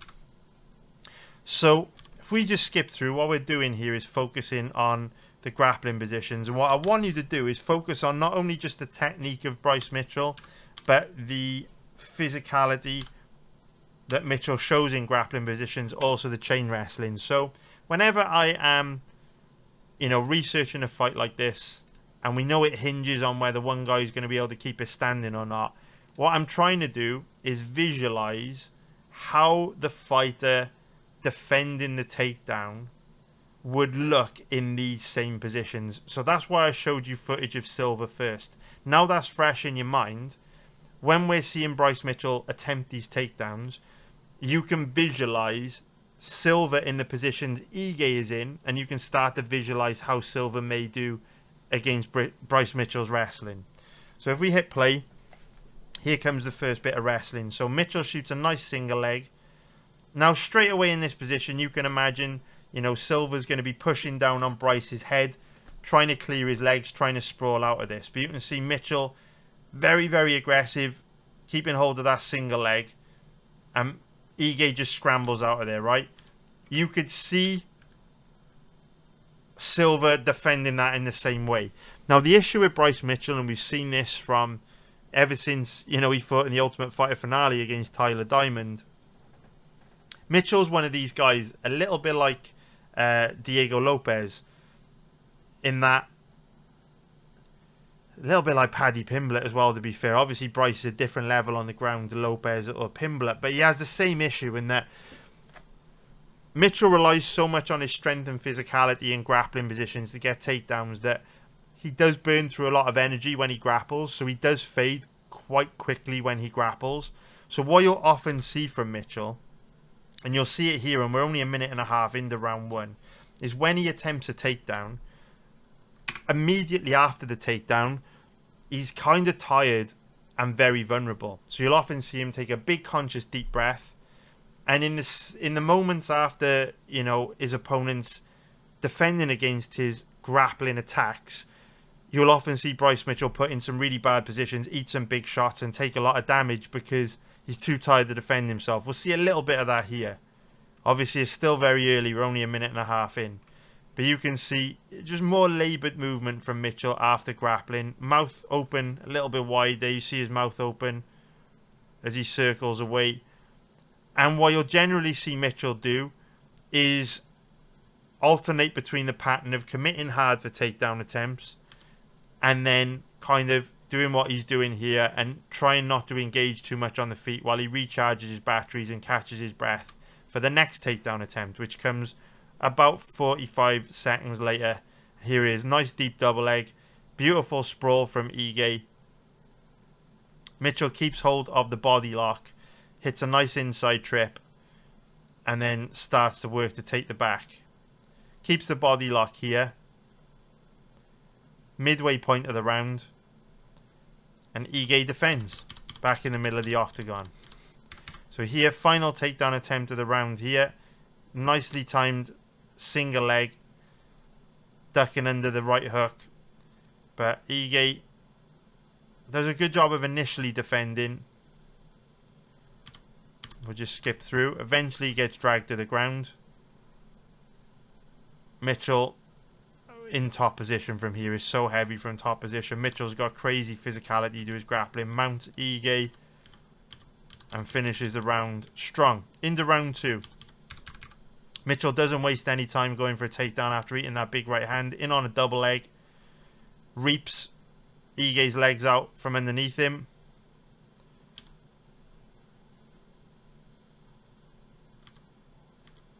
Ige back up.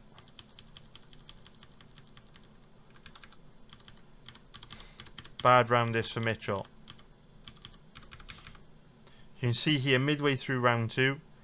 Single leg. Ige reads it. Scrambles out of there. Here, towards the end of round 2. In on a body lock. Outside trip. Straight into mount. So you can see Mitchell's chain wrestling. Very difficult to deal with. Absolutely relentless. Great grappling control. And then into round 3. Do you know what? As I'm watching this, I'm actually talking myself into a bet on on Mitchell. I think it's going to be very, very hard for him to keep Silva off of him. Outside trip. It's going to be very hard for Silva. So you know what? I'm probably gonna bet Bryce. I think I'm gonna bet Bryce. Boys. He's so slick on the ground. I'm gonna bet Bryce. I don't see how Silva is going to be able to defend himself as well in these positions as Ige did. I could be wrong, but at big dog odds, I think Mitchell's a bit of a no-brainer here. I've talked myself into it. It's time to bet Mitchell. I think Mitchell's a good bet.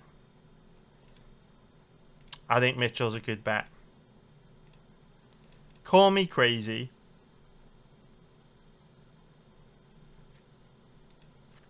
But if Silva is getting taken down by Jordan, who doesn't really have particularly good offensive wrestling, doesn't have chain wrestling, doesn't have the kind of back takes Mitchell has, the heavy top game,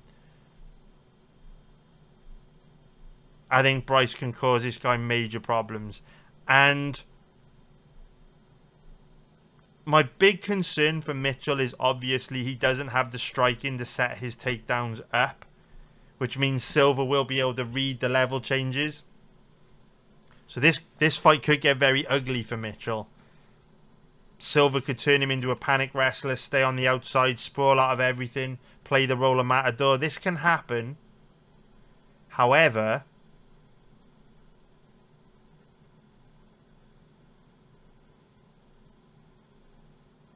there's no footage available on Silva's takedown defense and ground game. And Mitchell is a nightmare on the ground. Slick back takes, crushing physicality, amazing transitions, good offensive wrestling. We've just seen him chain wrestle his dick off and grapple hard for 3 rounds against Ige. I think Mitchell is a good bet at dog odds. After seeing what I've just seen, you have to give Mitchell a better than 32% chance of winning. You've got to give him at least a 40% chance here. I mean, in my opinion, this fight is 50-50. Because either Silva's got the takedown offense to keep the fight standing or he doesn't. And the fight footage doesn't show us the answer to that question either way. So by default, there's value on Mitchell here. I think we got to bet him, boys. So that's it. Third bet on this main card for me. Volk, Chandler, Mitchell. 2 underdogs. One guy in the even money odds range. We'll see how this one goes. We'll see how it plays out. So in terms of the over-under on this one, I'd be surprised if it went to a decision, because I think either Bryce is going to get knocked out or Silva's going to get absolutely drowned on the ground. So yeah, I'd be very surprised if this one went to a decision. In terms of most likely outcomes, Mitchell by submission at 7.0 plus 600. That is very interesting to me. Mitchell by submission, very, very, very interesting to me. Mitchell by submission. Before we wrap this one up, and I'm very, very close to wrapping this one up, I just want to say one more thing. Gene Silva is a very high-level striker. He is an elite striker. Very, very, very good striker. And he's only 28 years old. It's very rare you see someone very good at everything at 28 years old, because it obviously takes years, decades even, to develop a very high level, well-rounded skill set, right?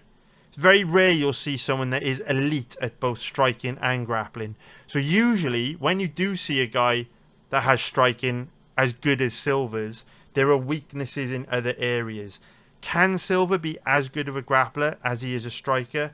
Unlikely. Usually when you see these very good strikers, their grappling doesn't tend to be as good. If Silva were a little bit older, early 30s, I'd be like, you know what, maybe he's got the takedown defense to back his striking up. But at 28 years old, he only turned 28, 4 months ago in December. He was 27 years old until very recently. As a 27-year-old, got the kind of takedown defense to defend against Bryce Mitchell for 3 rounds while also having elite striking. I doubt it. I could be wrong. I doubt it. I'm just working off the trends and most likely outcomes. So I am going to bet Bryce this week, and hopefully he comes through for us, and hopefully you found that useful. If you're watching on YouTube and you did, please hit the subscribe button and like if you haven't already. Now let's move on to the next one. So I've just finished breaking down 3 really complex matchups, and we've got a bet on all 3 of them at this point. Mitchell, Chandler, Volkanovski. And now it's kind of nice to step away from the super complex fights and break down one that is going to be a little bit easier and a little bit quicker to get through.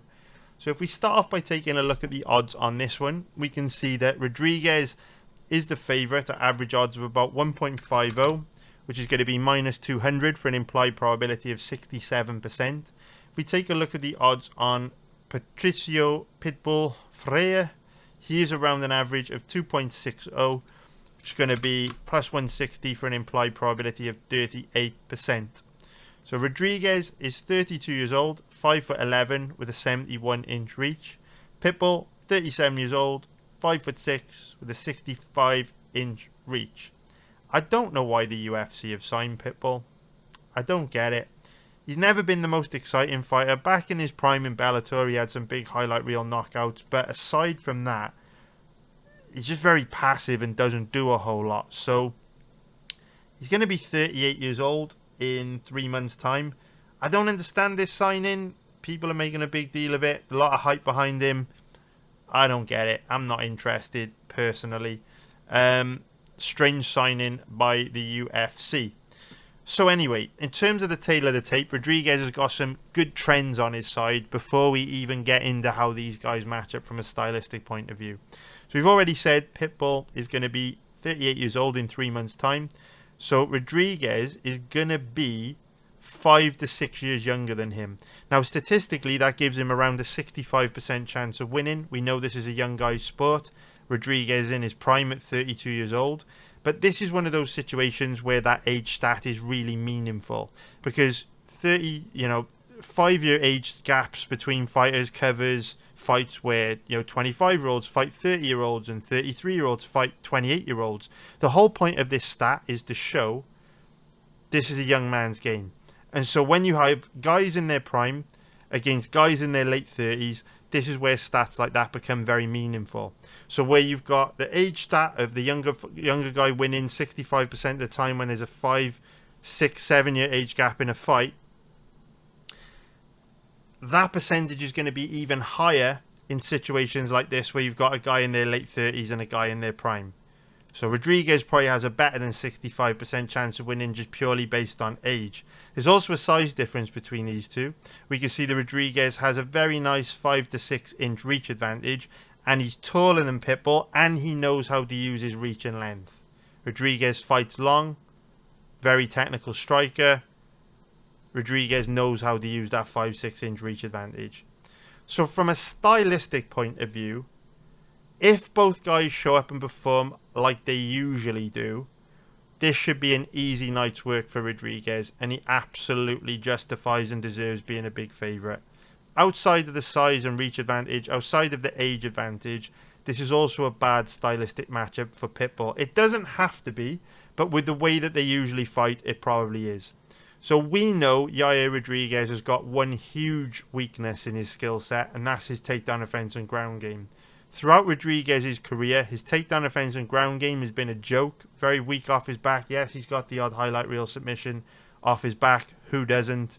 But generally speaking, a decent MMA grappler like a Frankie Edgar or Alexander Volkanovski, they're going to absolutely smash this guy with some grappling, right? We've seen it happen. Pitbull's actually a decent MMA grappler. You know, he's got that small, compact, muscular frame, good offensive wrestling, good grappling control. So if Pitbull were to come into this fight with a grappling-heavy game plan, he could easily take Rodriguez down and do exactly the Rodriguez what Frankie Edgar and Volkanovski did and just dominate this fight, and it'd be one of the easiest fights of Pitbull's career. Problem is, Pitbull never fucking grapples. It's very rare you'll see this guy grapple. He never shoots takedowns. Every Pitbull fight is the same. Unlikely he looks to grapple, so this will probably be a stand-up fight. We've got to keep it in the back of our mind that if Pitbull does grapple, Rodriguez is screwed. But it shouldn't be at the forefront of our mind because Pitbull never grapples. We need to keep things in perspective. So if this fight stays standing, how does it look?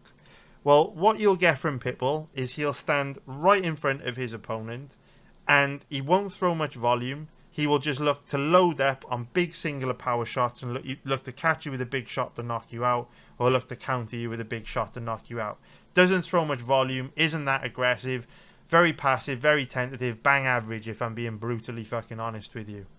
What are we going to expect from Rodriguez? Well, we know he likes to bounce around, light on his feet, loads of footwork, loads of movement. His boxing's not the best. He does have predominantly a kicks-based style of striking with that base in Taekwondo. But Rodriguez's kicking game is evil, nasty, vicious. Just his body kicks, his leg kicks, his head kicks. He inflicts so much damage with his body kicks. When I watch this guy fight, every time I wince. It's like he cracks guys in the body with a baseball bat. His body kicks are devastating. And so with his size advantage, his reach advantage, his ability to use his length, where he can kind of chip away at Pitbull with his kicking game from a distance where Pitbull can't counter him unless he breaks his comfort zone, comes forward, covers distance quickly and loads up on big boxing combinations. If Rodriguez just fights in that usual range, uses footwork and movement, plays a role of matador, chips away at Pitbull with his long kicking game, he should outpoint Pitbull, no problem. You know, Pitbull, based on past performances, won't be able to match the volume of Rodriguez. We know Rodriguez has got a good chin, good striking defense, so it's not going to be easy for Pitbull to crack him and knock him out. And really, the only way I see Rodriguez running into trouble in this fight is if Pitbull chooses to grapple, which he fucking very, very rarely does, to be fair. So you can see he's an absolute decisionator, boring as hell. And basically, he either wins fights by flash knockout or just wins boring fucking decisions where he barely does anything. That won't be as easy against an aggressive, high-volume striker like Rodriguez. Welcome to the UFC. It ain't going to be as easy as Bellator, I can assure you of that. So this is a very, very good stylistic matchup for Rodriguez. I'm very tempted to bet him. The only reason why I haven't bet him yet is obviously his odds are pretty steep. His odds carry an implied probability of 67%. Generally speaking, when I bet guys in this odds range, I need to feel comfortable that they have almost no way to lose. I don't want to be betting on guys in this odds range that have a huge weakness in their overall skill set that could potentially be exploited, because you have to maintain such a high win rate on bets in this odds range to earn a long-term profit. You know, you've got to win 75% of bets in this odds range, you know, to earn a decent profit. If you're only winning 70% of these bets, you're basically breaking even. So it's not easy to maintain a win rate of 70% or higher on a bet in any odds range. That's a very, very big number. And so generally, if I spot a big weakness on a guy in this odds range, I just tend to not bet them as a general rule. But I'd be very surprised if Rodriguez were to lose this. So if we take a look at the over-under on this one, it's quite likely it goes to a decision, to be fair. Both guys are tough, both are durable, both are well-rounded, both are good defensively. If you look at Pitbull's record, he was knocked out by some guy called Chihiro Suzuki in 2.5 minutes. And submitted by AJ McKee. Outside of that, he's a difficult guy to finish, to be fair. If you look at Rodriguez, bad on the ground, but I'm not sure if he's ever been finished standing. He has all the way back in 2012. But outside of that, the only guys that have finished him have been Frankie Edgar with ground and pound, Volkanovski with ground and pound, and Ortega by submission. Never been knocked out, so unlikely he gets knocked out here. Makes me want to bet him even more, to be honest with you. If his odds are a bit better, if his odds are like 1.6, 1.65, I'll probably go in on Rodriguez, to be fair. But his odds are a steep price to pay. So the fight probably will go to a decision. Most likely outcome is going to be Rodriguez by decision. And I hope that you found that useful. Alright, now let's break down the next fight on this card, which is going to be Nikita Krylov versus Dominic Reyes. So if we start off by taking a look at the odds on this one, we can see that Reyes is the underdog at average odds of about 2.50, which is going to be plus 150 for an implied probability of 40%.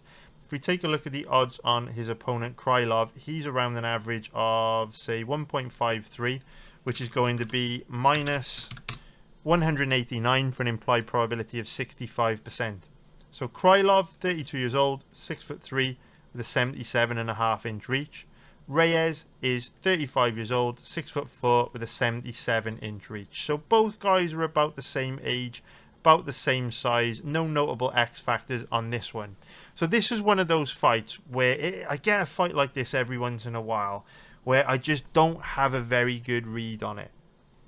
Just for whatever reason, I look at the footage, I look at the recent fights, and I'm like, I don't really know how this is going to go. You look at the other fights I've broken down on this card, we've gone into a lot of depth, and 9 times out of 10, when you watch fights after watching my breakdown, you'll see that all the things that I cover in the breakdown is very relevant to how the fight plays out, and however the fight plays out, we've covered it in the breakdown. With fights like this between Krylov and Reyes, I'm not really sure what to expect. For that reason, the odds are a little bit confusing on this one for me. I don't really understand why Reyes is the underdog. But at the same time, if you're asking me how I would cap this fight, I don't really know. I guess I would probably have them in the even money odds range, just simply because I'm personally struggling with this one. So I guess the best thing we can do here is talk about the reasons why I'm struggling. So if we take a look at Dominic Reyes' record, we can see that all of his fights over the last 5 years have ended relatively quickly. So his last 3 fights all ended pretty quick. These 2 fights were against 2 of the best guys in the division. Jan Blachowicz, former dominant champ. Then we get to the John Jones fight.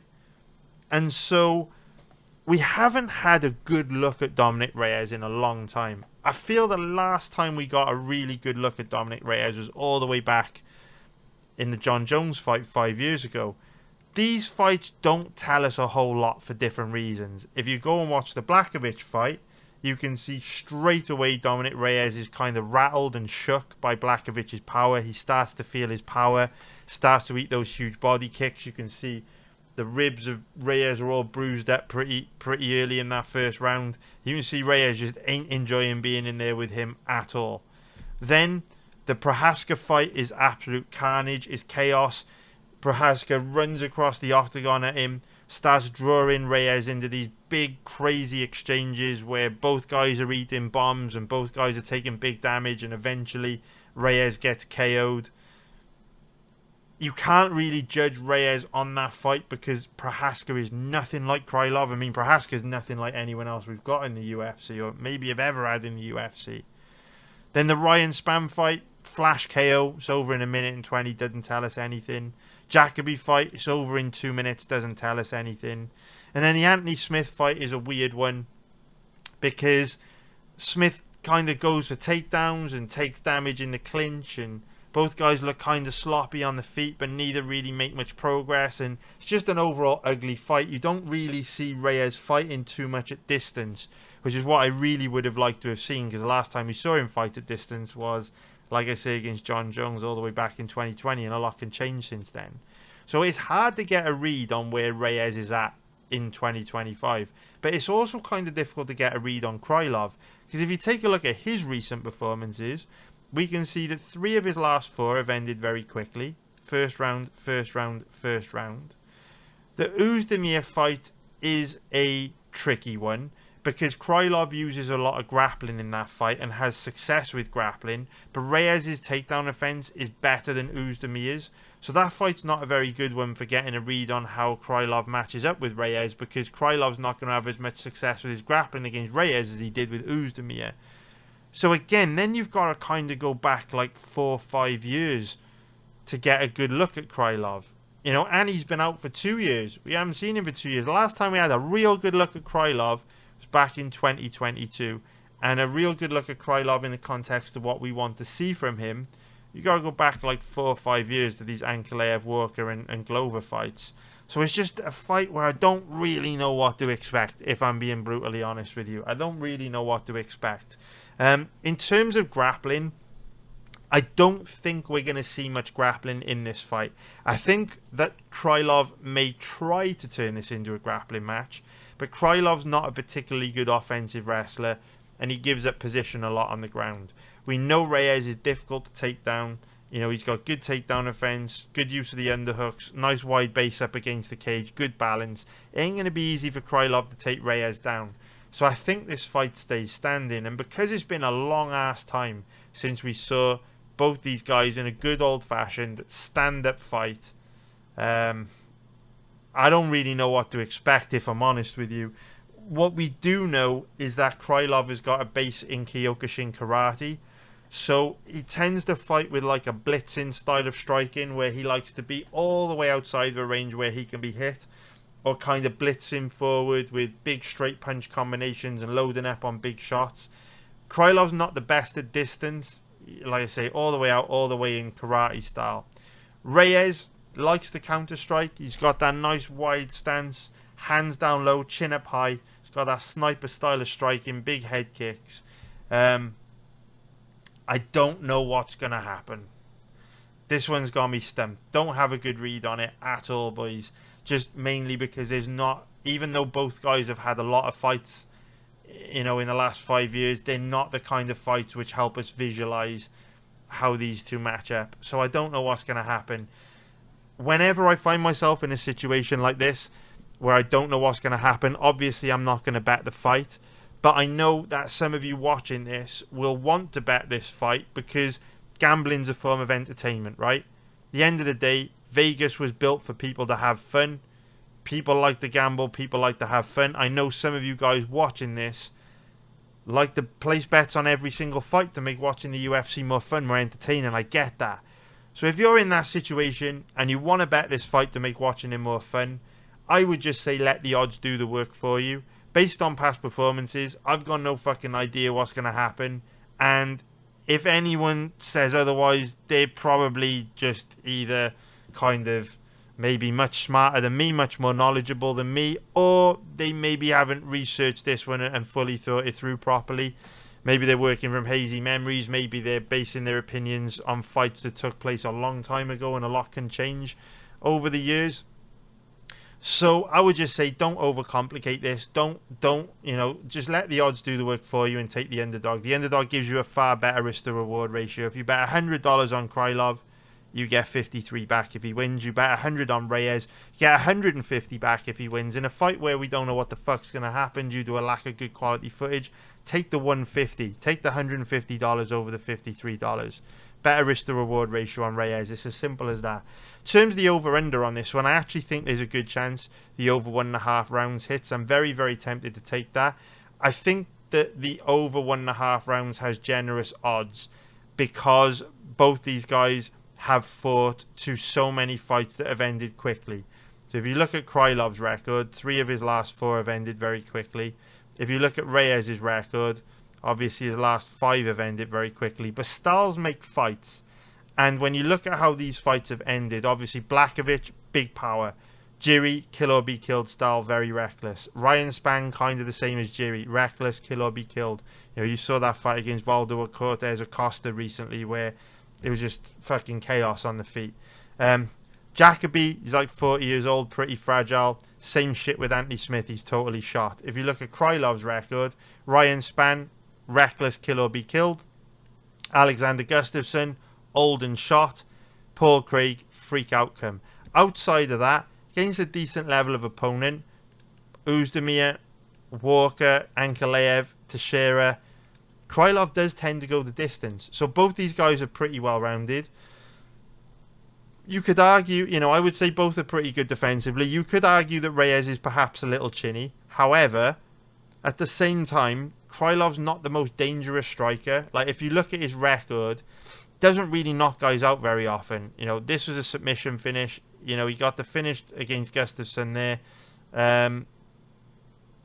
But then outside of that, submission,